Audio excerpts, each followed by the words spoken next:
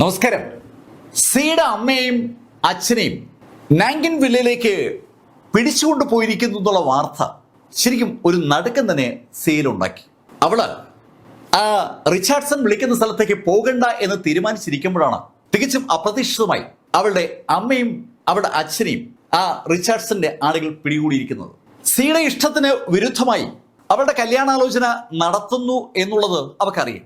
ആ കല്യാണാലോചന നടത്താൻ അവരുടെ വീട്ടുകാർ നിർബന്ധിതരായതാണെന്നും അവൾക്കറിയാം. സിക്ക് ആവശ്യമായ എല്ലാ സംവിധാനങ്ങളും അവളെ ഒരു രാജകുമാരിയായി പരിഗണിച്ചുകൊണ്ട് ആ വീട്ടുകാർ നൽകിയിട്ടുണ്ട്. അമ്മയ്ക്കും അച്ഛനും ഒക്കെ അവളോട് വലിയ സ്നേഹമാണ്. പക്ഷെ എന്നാലും കുടുംബത്തിന്റെ താല്പര്യത്തിന് വേണ്ടി അവളെ ക്വിൻ കുടുംബത്തിലെ ആ ക്വിൻ റിച്ചാർഡ്സിന് വിവാഹം കഴിച്ചു കൊടുക്കുകയല്ലാതെ വേറെ മാർഗമില്ല എന്ന സ്റ്റേജിൽ എത്തിയത് കൊണ്ടാണ് അവളുടെ പിതാവ് അവള് റിച്ചാർഡ്സിനെ വിവാഹം കഴിക്കണമെന്ന് നിർബന്ധിക്കുന്നത്. അതും സിക്ക് അറിയാം. അവളുടെ മാതാപിതാക്കളോട് അവൾക്ക് എത്ര എതിർപ്പുണ്ടെങ്കിലും ആ എതിർപ്പ് കാണിക്കാൻ പറ്റുന്ന സാഹചര്യത്തിലല്ല ഇപ്പോ സി എത്തിയിരിക്കുന്നത്. സിയുടെ മുഖം വിവരണമാകുന്നത് സ്വാഭാവികമായിട്ടും നീലിന് ശ്രദ്ധയപ്പെട്ടു. നീല് സിയോട് കാര്യം തിരക്കി. അവള് സംഭവിച്ച കാര്യം നീലിനെ ധരിപ്പിക്കുകയും ചെയ്തു. അത് കേട്ടതും നീല് സിയോട് പറഞ്ഞു, സിയ നീ റെഡിയാകുക, നമുക്ക് ആ നാൻകിൻ വില്ലയിലേക്ക് പോവാം. നീൽ നമ്മൾ സിയ നിനക്ക് എന്നെ വിശ്വാസമുണ്ടോ? നീൽ അങ്ങനെ ചോദിച്ചതും നീലിന്റെ മുഖത്തേക്ക് തന്നെ സൂക്ഷിച്ചു നോക്കിയിട്ട് സിയ നീലോട് പറഞ്ഞു, ഉണ്ട്. ശരി, എന്നാൽ നീ റെഡിയാവും. പിന്നീട് ഒരു ചോദ്യം ചോദിക്കാൻ നിൽക്കാതെ സിയ അവളുടെ മുറിയിലേക്ക് നടന്നു. അവള് മുറിയിലേക്ക് നടക്കുന്ന കണ്ടതും നീല് സിയോട് പറഞ്ഞു, സിയ ഇന്ന് നീ ഏറ്റവും സുന്ദരിയായി വേണം നാൻകിൻ വില്ലയിൽ എത്തേണ്ടത്. നീൽ അങ്ങനെ പറഞ്ഞതും അവള് നീലിനെ ഒന്ന് നോക്കി, എന്നിട്ട് ചിരിച്ചുകൊണ്ട് മുറിയിലേക്ക് കടക്കുകയാണ്. നീല് എന്തായാലും ഇന്ന് ആ നാൻകിൻ വില്ലയിൽ ഒരു ഷോ നടത്താൻ പോവുകയാണെന്ന് പെട്ടെന്ന് ഒരു തോന്നൽ സിക്ക് ഉണ്ടാവുകയും ചെയ്തു. സിയ അവളുടെ മുറിയിലേക്ക് കടന്നതും നീല് ഫോണുമായി ബാൽക്കണിയിലേക്ക് വന്നു. നീൽ ആദ്യം വിളിച്ചത് ലിങ്ക്ഡിനെയാണ്. ലിങ്ക്ഡിനോട് ഉണ്ടായിരിക്കുന്ന സംഭവങ്ങളെക്കുറിച്ച് സൂചിപ്പിച്ച നീല് ബാക്കി ചെയ്യേണ്ട കാര്യങ്ങൾ അറിയിക്കുകയും ചെയ്തു. രണ്ടാമത്തെ കോള് നീല് വിളിച്ചത് ഡ്രാഗൺ സോളിലേക്കാണ്. സംഭവങ്ങൾ അവരെയും നീല് ധരിപ്പിച്ചു. ഈ രണ്ട് നമ്പറുകൾക്ക് പുറമെ വളരെ അപൂർവ നമ്പറുകളിലൂടെ യഥാർത്ഥത്തിൽ നീലിന്റെ കൈവശമുള്ളൂ. നീല് ആ ഫോൺ വാങ്ങിയ അന്ന് സേവ് ചെയ്ത ഒരു നമ്പറുണ്ട്. ആ നമ്പറിലേക്ക് ആ സമയത്ത് അറിയാതെ നീല് ഒന്ന് നോക്കി പോവുകയാണ്. ആ നമ്പർ കുല്ലൻ മലനിരകളിൽ നിന്ന് നീല് ഈ റിവർ സിറ്റിയിലേക്ക് വന്ന നിമിഷത്തിൽ അവന്റെ മാസ്റ്റർ അവന് നൽകിയതാണ്. മാസ്റ്ററുടെ സുഹൃത്തിന്റെ നമ്പറാണ് അദ്ദേഹം നീലിന് നൽകിയിരിക്കുന്നത്. ഒരു ഡു ഓർ ഡൈ എന്ന സിറ്റുവേഷനിൽ എത്തുമ്പോൾ നീല് കോണ്ടാക്ട് ചെയ്യേണ്ട നമ്പറാണ് യഥാർത്ഥത്തിൽ നീലിന്റെ മാസ്റ്റർ നീലിന് നൽകിയിരിക്കുന്നത്. ഇനി ഒരു തരത്തിലും മുന്നോട്ട് പോകാൻ പറ്റില്ല, മരണമല്ലാതെ വേറൊന്നും തന്നെ മുന്നിലില്ല എന്ന് തോന്നുന്ന നിമിഷത്തിൽ നീല് ആ നമ്പറിൽ കോണ്ടാക്ട് ചെയ്യണം. അങ്ങനെ ഒരു നിർദ്ദേശമാണ് നീലിന്റെ മാസ്റ്റർ നീലിന് കൊടുത്തിരിക്കുന്നത്. ഇപ്പോ കുല്ലൻ മലനിരകളിൽ നിന്ന് ഒരു എക്സ്പെർട്ട് ആ ക്വീൻ കുടുംബത്തിലെ റിച്ചാർഡ്സിനൊപ്പം എത്തിയിരിക്കുകയാണ്. ആ ആളിനെ നേരിടാനുള്ള ശക്തി നീലിനില്ലെങ്കിൽ നീൽ ഉറപ്പായും സപ്പോർട്ട് തേടേണ്ടി വരും. ആ സപ്പോർട്ടിന് വേണ്ടി ആ നമ്പറിലേക്ക് വിളിക്കണമോ വേണ്ടയോ, ആ ഒരു ചോദ്യമാണ് നീലിന്റെ മനസ്സിലുണ്ടായത്. ആ നമ്പറിലേക്ക് ഒന്നുകൂടെ നോക്കിയിട്ട് നീല് ഫോണ് പോക്കറ്റിലേക്ക് വെച്ചതും വീട്ടിലെ ബെല്ലടിക്കുന്ന ശബ്ദം കേട്ടു. നീല് വാതിൽ തുറക്കുമ്പോൾ അവിടെ നീലിനെ കാത്തു നിൽക്കുന്നത് ഹാൻസികയും ഹാൻസികയുടെ പിതാവുമാണ്. ഹാൻസികയുടെ പിതാവ് ലിങ് ഫെങ്ങുമായി നീല് നേരത്തെ ഒരു തവണ ഏറ്റുമുട്ടിയതാണ്. അന്ന് ലിങ് ഫെങ് നീലിന് നേരെ എറിഞ്ഞ ആ ഡാർട്ട്, ആ ചാട്ടുളി ഇപ്പോൾ നീലിന്റെ സ്വന്തമാണ്. ഷൂമി പാലസിന്റെ ഈ ജിയാങ്മൻ മേഖലയിലെ ചീഫാണല്ലോ ഈ ലിങ് ഫെങ്. ലിങ് ഫെങ്ങും അദ്ദേഹത്തിന്റെ മകൾ ഹാൻസികയുമാണ് വന്നിരിക്കുന്നത്. അവരെ കണ്ടതും നീൽ ചോദിച്ചു, എന്താ? നീൽ, സംഭവം ഞങ്ങൾ അറിഞ്ഞു. ആ റിച്ചാർഡ്സിനൊപ്പം ഉള്ളത് ശരിക്കും ഒരു എക്സ്പെർട്ടാണ്. അയാൾ എയർപോർട്ടിൽ വന്ന് ഇറങ്ങിയ നിമിഷം മുതൽ അയാൾ ഞങ്ങളുടെ നിരീക്ഷണത്തിലുണ്ട്. നീൽ, അയാളെ നമ്മൾ റാങ്ക് ചെയ്യുകയാണെങ്കിൽ ഹക്സിയിലെ ഗ്രാൻഡ് മാസ്റ്റേഴ്സിന്റെ റാങ്ക് ലിസ്റ്റിൽ അയാൾ ഒരു 20ാമത്തെ റാങ്ക് നേടാൻ പര്യാപ്തനാണ്. നീൽ, ഞാൻ പറയുന്നതിന്റെ അർത്ഥം നിനക്ക് മനസ്സിലാകുന്നുണ്ടെന്നാണ് എന്റെ വിശ്വാസം. കൂടുതൽ വളച്ചു കെട്ടിന് നിൽക്കാതെ ലിങ് ഫെങ് തുറന്നു തന്നെ നീലിനോട് ആ കാര്യം പറഞ്ഞു. നീലിനേക്കാൾ എന്തുകൊണ്ടും ശക്തരാണ് അവിടെ എത്തിയിരിക്കുന്ന ആ എക്സ്പെർട്ട്. ആ എക്സ്പെർട്ടിനെ നേരിടാൻ നീലിന് പറ്റില്ല. സ്വാഭാവികമായിട്ട് നീലിന് സപ്പോർട്ട് വേണം. ലിങ് ഫെങ് ആ ആളിന്റെ ആ റാങ്ക് ലിസ്റ്റിൽ എത്താൻ സാധ്യതയുള്ള റാങ്കിനെ കുറിച്ച് സൂചിപ്പിച്ചതും നീല് ലിങ് ഫെങ്ങിനോട് പറഞ്ഞു, ഓ അതൊന്നും സാരമില്ല നീൽ, ഇതൊരു തമാശയല്ല. നീൽ, ഇപ്പൊ നീ സമ്മതിക്കുകയാണെങ്കിൽ ഞങ്ങളുടെ ഷൂമി പാലസിലെ എക്സ്പെർട്ടുകളെ ഞാൻ ഉടൻ വിവരം അറിയിക്കാം. അവർക്ക് അയാളൊരു വിഷയമേ അല്ല. ഷൂമി പാലസിൽ അതിശക്തരായ അസാസിൻസ് ഉണ്ട്. 20th റാങ്കിന് മുകളിൽ നിൽക്കുന്ന ആളുകളിൽ പലരും ഷൂമി പാലസുമായി ബന്ധമുള്ളവരാണ്. അവരെ ഇറക്കി ആ എക്സ്പോർട്ടിനെ തകർക്കാമെന്നാണ് ലിങ്ഫെങ് നീലോട് പറഞ്ഞത്. അങ്ങനെ ലിങ്ഫെങ് പറഞ്ഞതും നീല് ലിങ്ഫെങ്ങിനോട് പറഞ്ഞു, നിങ്ങളുടെ താല്പര്യം എനിക്ക് മനസ്സിലാകുന്നുണ്ട്, പക്ഷേ തൽക്കാലം വേണ്ട നീൽ. ഞാൻ പറഞ്ഞല്ലോ എനിക്ക് ഷൂമി പാലസിന്റെ സപ്പോർട്ട് വേണ്ടെന്ന്. അതുവരെ നിശബ്ദയായിരുന്ന ഹാൻസിക നീലോട് പറഞ്ഞു, നീൽ, ഇവിടെ ഒരു വാശിയുടെയും ആവശ്യമില്ല. ഞങ്ങൾക്ക് എക്സ്പെർട്ടുകളുണ്ട്. ആ എക്സ്പെർട്ടുകൾക്ക് അയാളെ ഈസി ആയിട്ട് കൈകാര്യം ചെയ്യാൻ പറ്റും. നീൽ, നമ്മൾ വാശി കാണിക്കേണ്ട സ്ഥലത്ത് വാശി കാണിക്കുന്നത് തെറ്റില്ല, പക്ഷെ ഇത് അതിനുള്ള വെന്യൂ അല്ല. ഹാൻസിക നീലിനോടുള്ള താല്പര്യം കൊണ്ടാണ് അതിന് സംസാരിക്കുന്നതെന്ന് നീൽ അറിയാം. നീല് ഹാൻസിയോട് പറഞ്ഞു, ഹാൻസിക, ഞാൻ നിനക്ക് 30 സെക്കൻഡ് സമയം നൽകും. അതിനിടയിൽ നീ നിന്റെ അച്ഛനെ വിളിച്ചുകൊണ്ട് ഈ വീടിൽ നിന്ന് പുറത്തേക്ക് പോകണം. ഇനി തന്നോട് സംസാരിക്കേണ്ട എന്ന് അല്ലെങ്കിൽ ഗെറ്റ് ഔട്ട് എന്ന് അതിനേക്കാൾ മനോഹരമായി പറയാൻ പറ്റില്ലല്ലോ. നീല് പറഞ്ഞതിന്റെ അർത്ഥം മനസ്സിലായതും ലിങ്ഫെങ്ങും ഹാൻസികയും ആ വീട്ടിൽ നിന്ന് പുറത്തേക്ക് ഇറങ്ങി. അവരുടെ വാഹനത്തിലേക്ക് കയറുമ്പോൾ ഹാൻസിക ലിങ്ഫെങ്ങിനോട് ചോദിക്കുകയും ചെയ്തു, അച്ഛാ, ഇനിയിപ്പോ എന്താ ചെയ്യാം? ഹാൻസിക, നമുക്ക് എന്ത് ചെയ്യാൻ പറ്റും? ഒരാൾക്ക് ധിക്കാരമാകാം, പക്ഷേ ഇത്ര ധിക്കാരം അത് നല്ലതല്ല. അത് അയാളുടെ ജീവനെടുക്കും. അവർ പോയി കഴിഞ്ഞതും നീല് സോഫയിലേക്ക് വന്നിരുന്നു. ഏകദേശം ഒരു 10-15 മിനിറ്റ് കഴിഞ്ഞപ്പോൾ മുകളിൽ നിന്ന് സാക്ഷാൽ സിയാ റൂട്ട്സ് താഴേക്ക് ഇറങ്ങി വരികയാണ്. ആ സ്റ്റെപ്പുകൾ വഴി സിയാ റൂട്ട്സ് അങ്ങ് താഴേക്ക് ഇറങ്ങി വരുമ്പോൾ അതിസുന്ദരമായ ഒരു കാഴ്ച, അങ്ങനെയായി നമുക്ക് വിളിക്കാൻ പറ്റും. സിയാ റൂട്ട്സിന്റെ വിവാഹത്തിന് സിയാ റൂട്ട്സ് അണിയാൻ സാധ്യതയുള്ള ശൈലിയിലുള്ള ഒരു ഗൗണാണ് സിയ ഇപ്പോൾ ധരിച്ചിരിക്കുന്നത്. ആ ഗൗണിൽ സിയുടെ സൗന്ദര്യം ഒരുപാട് മടങ്ങ് എടുത്തു കാണിക്കുകയാണ്. അത് കണ്ടപ്പോ നീലത് പുഞ്ചിരിച്ചു. നീല് സിയുമായി പുറത്തിറങ്ങുമ്പോൾ അവിടെ സ്റ്റീവ് കാറുമായി റെഡിയായി നിൽക്കുകയാണ്. തൊട്ടുപുറകെ മറ്റൊരു കാറിൽ സാക്ഷൽ രാക്ഷസയുണ്ട്. ആ കാറുകൾ നാങ്കിൻ വില്ല ലക്ഷ്യമാക്കി അങ്ങനെ നീങ്ങുമ്പോൾ അവിടെ ഈ ജിയാങ്നൻ സിറ്റിയിലെ ക്യാപിറ്റൽ ടവറിൽ തന്റെ മുറിയിൽ ജനാലെ കൂടി പുറത്തേക്ക് നോക്കി നിൽക്കുകയാണ് സാക്ഷൽ ജിയാങ് ജെൻഫിങ്. അപ്പോഴാണ് ആ മുറിയിലേക്ക് ഈ ജിയാങ്നൻ സിറ്റിയിൽ ജിയാങ് കുടുംബത്തിന് വേണ്ട വിവരങ്ങളൊക്കെ കളക്ട് ചെയ്യുന്ന ആ ആള് എത്തുന്നത്. അയാള് അകത്തേക്ക് വന്നതും അയാൾ അകത്തേക്ക് കിടന്ന ശബ്ദം കേട്ട് ജിയാങ് ജെൻഫിങ് തിരിഞ്ഞു. എന്തായി മിസ്റ്റർ ജിയാങ്? ഇന്ന് ഒരു വലിയ സംഭവം ഉണ്ടാകാൻ പോവുകയാണ്. എന്ത് സംഭവം? ക്യൂൻ കുടുംബത്തിലെ ക്യൂൻ റിച്ചാർഡ്സൺ ക്യുൻലൻ മൗണ്ടനിൽ നിന്ന് ഒരു എക്സ്പെർട്ടിനെ അയാളുടെ വീട്ടിലേക്ക് വരുത്തിയിരിക്കുകയാണ്. അവിടേക്ക് അയാള് നീലിന്റെ സുഹൃത്ത് സിയാ റൂട്ട്സിന്റെ മാതാപിതാക്കളെ പിടിച്ചുകൊണ്ടുപോയിരിക്കുകയാണ്. നീലും സിയും ഇപ്പോ നാങ്കിൻ വില്ലയിലേക്ക് തിരിച്ചിട്ടുണ്ട്. അത് കേട്ടതും ജിയാങ് ചോദിച്ചു, ആ കുണ്ണൻ മലനിരകളിൽ നിന്ന് വന്ന എക്സ്പെർട്ട് ശരിക്കും എക്സ്പെർട്ടാണോ? മിസ്റ്റർ ജിയാങ്, അയാള് നമ്മുടെ റാങ്ക് ലിസ്റ്റിൽ ഒരു 20th റാങ്കിലെങ്കിലും എത്തും. ഗ്രാൻഡ് മാസ്റ്റേഴ്സ് റാങ്ക് ലിസ്റ്റിൽ 20ാം റാങ്കുകാരനായ ഒരു എക്സ്പെർട്ടുള്ള സ്ഥലത്തേക്കാണ് നീലിത ചെല്ലുന്നത്. ആ എക്സ്പെർട്ടിന്റെ സ്ഥലത്തേക്ക് നീല് ചെല്ലുമ്പോൾ അതൊരു വിഷയമാകും. അക്കാര്യം ജിയാങ്ങിന്റെ മനസ്സിൽ ഒന്ന് പതിഞ്ഞിട്ടുണ്ട്. ജിയാങ് ആഗതനോട് ചോദിച്ചു, നീ എന്താ പ്രതീക്ഷിക്കുന്നത്? മിസ്റ്റർ ജിയാങ്, ഇന്ന് നീല അവസാനിക്കുമെന്നാണ് എനിക്ക് തോന്നുന്നത്.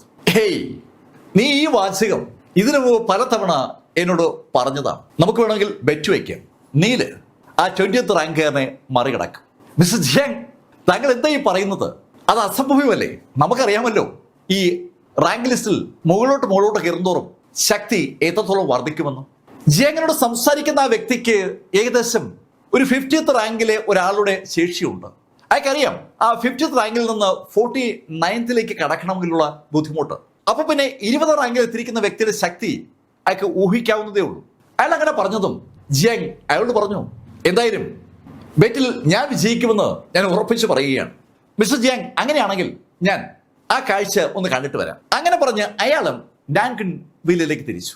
നാങ്കിൻ വില്ലയിൽ ഈ സമയത്ത് അനവധി ആളുകൾ എത്തിക്കഴിഞ്ഞു. പല പ്രമുഖരെയും നാങ്കിൻ വില്ലയിലേക്ക് ആ എയർപോർട്ടിൽ വെച്ച് തന്നെ റിച്ചാർഡ്സൺ ഇൻവൈറ്റ് ചെയ്തതുകൊണ്ട് ആ പ്രമുഖരെല്ലാം അവിടെ എത്തിയിട്ടുണ്ട്.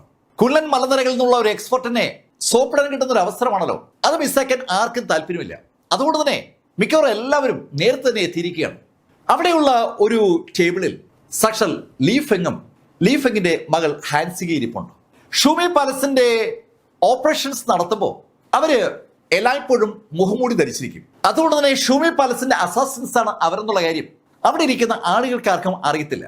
പകൽ സമയത്ത് സാധാരണ മനുഷ്യരെ പോലെ ആളുകളുമായി ഇടപഴകുന്ന ഹാൻസികയും അവരുടെ പിതാവും ഈ ഹക്സിയിലെ ഏറ്റവും ശക്തമായ ആ വാടക കൊലയാളികളുടെ ആ ഗ്രൂപ്പിന്റെ ഈ പ്രോവിൻസിലെ തലപ്പത്തിരിക്കുന്ന രണ്ടുപേരാണെന്നുള്ള കാര്യം അറിഞ്ഞാൽ അവിടെ വലിയ ഭൂകമ്പമുണ്ടാവും. ഷൂമി പാലസ് സകലരും അറിയുന്ന ഒരു സംവിധാനമാണ്. പ്രത്യേകിച്ചും ഈ മുകൾ തട്ടിലെ ഫാമിലികളും കമ്പനികളും ഒക്കെ അവര് എതിരാളികളെ അവസാനിപ്പിക്കാനായി ഷൂമി പാലസിനെയാണ് ഉപയോഗിക്കുക. ആ ടേബിളിൽ തന്നെ എതിരെ ഇരിക്കുന്ന ലീഫിങ്ങിനോടായി ഹാൻസിക ചോദിച്ചു, അച്ഛാ നീലിന്റെ വിടുത്തരം കാണാനാണോ അച്ഛൻ എന്നെ ഇവിടെ വിളിച്ചുകൊണ്ടുവന്നത്? ഏയ് ഹാൻസിക, നീലിനെ കുറിച്ചുള്ള നമ്മുടെ വിലയിരുത്തലുകൾ എല്ലാ സമയത്തും തെറ്റിയിട്ടുണ്ട്. എനിക്ക് ഇന്നും നീൽ ചിലപ്പോ വിജയിച്ചേക്കുമെന്നൊരു തോന്നലുണ്ട്. അതുകൊണ്ടാണ് ഞാൻ നിന്നോട് വരാൻ പറഞ്ഞത്. അച്ഛൻ എന്താ ഈ പറയുന്നത്? 20th റാങ്കിലെ ഒരു ഗ്രാൻഡ് മാസ്റ്ററെ നീൽ എങ്ങനെ തോൽപ്പിക്കാനാണ്?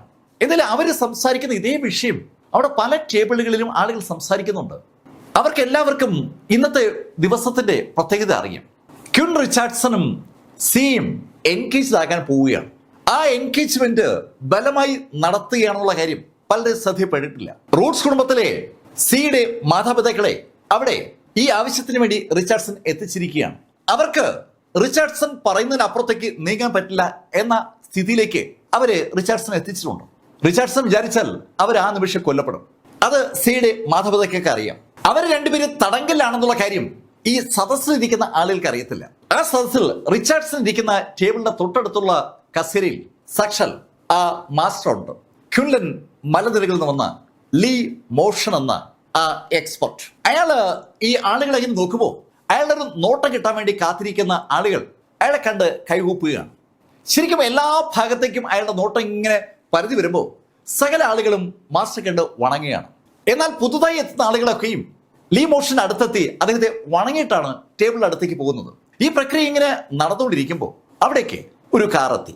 ആ മെഴ്സിഡസ് കാറിൽ നിന്ന് പുറത്തേക്ക് ഇറങ്ങിയത് നീൽ ഗ്രിയാണ്. നീൽ ഗ്രിയെ കണ്ടപ്പോ ആ ഹാളിനകത്തുണ്ടായിരുന്ന മുഴുവൻ ആളുകൾക്കും വല്ലാത്തൊരു അത്ഭുതം. നീലിനെ കൊല്ലാനുള്ള ഓർഡർ ഇട്ടിരിക്കുകയാണ് ക്വിൻ കുടുംബം. ക്വിൻ കുടുംബം നീലിനെ കണ്ടുപിടിക്കാനായി പല സ്ഥലത്തും ആളെ വിട്ടതാണ്. അവർക്ക് നീലിനെ കണ്ടുപിടിക്കാൻ പറ്റാത്തതുകൊണ്ട് മാത്രമാണ് നീല് ജീവനോടെ ഇരിക്കുന്നത്. ആ നീലിത ക്വിൻ കുടുംബത്തിലേക്ക് കയറി വരികയാണ്. ഇവൻ എന്താ ഈ കാണിക്കുന്നത്? ഹാൻസിക അറിയാതെ ചോദിച്ചു പോവുകയാണ്. ലിങ്ഫെങ്ങും ശരിക്കും ഞെട്ടിയെന്ന് പറയാം. നീല് അവിടേക്ക് അങ്ങനെ ഒറ്റയ്ക്ക് വന്ന് കയറുമെന്ന് അയാൾ സ്വപ്നത്തിൽ പോലും കരുതിയിരുന്നില്ല. കാറിൽ നിന്നിറങ്ങിയ നീല് മറുഭാഗത്തെത്തി ഡോർ തുറന്നതും സാക്ഷാൽ സിയ റൂട്ട്സ് പുറത്തേക്ക് ഇറങ്ങി. അതിമനോഹരമായ ഒരു നീല ഗൗൺ അണിഞ്ഞ സിയ റൂട്ട്സ് ആ കാറിൽ നിന്ന് പുറത്തിറങ്ങിയ ഉടൻ അവള് നീലിന്റെ കയ്യിലേക്ക് പിടിച്ചു.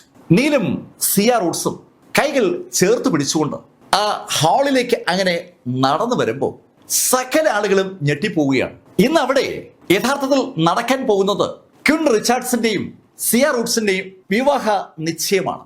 ആ ലിൻ മോഷൻ എന്ന യോദ്ധാവിന്റെ സാന്നിധ്യത്തിൽ റിച്ചാർഡ്സിന്റെ വിവാഹ നിശ്ചയം നടക്കാൻ പോവുകയാണെന്നുള്ള ഒരു വാർത്ത പതുക്കെ ആളുകളുടെ ഇടയിലേക്ക് പരന്നു തുടങ്ങുമ്പോഴാണ് അതേ സിയ റൂട്ട്സ് ക്വിൻ കുടുംബം കൊല്ലാനായി ആഗ്രഹിക്കുന്ന നീലിന്റെ കൈ പിടിച്ചുകൊണ്ട് അവിടേക്ക് നടന്നു വരുന്നത്.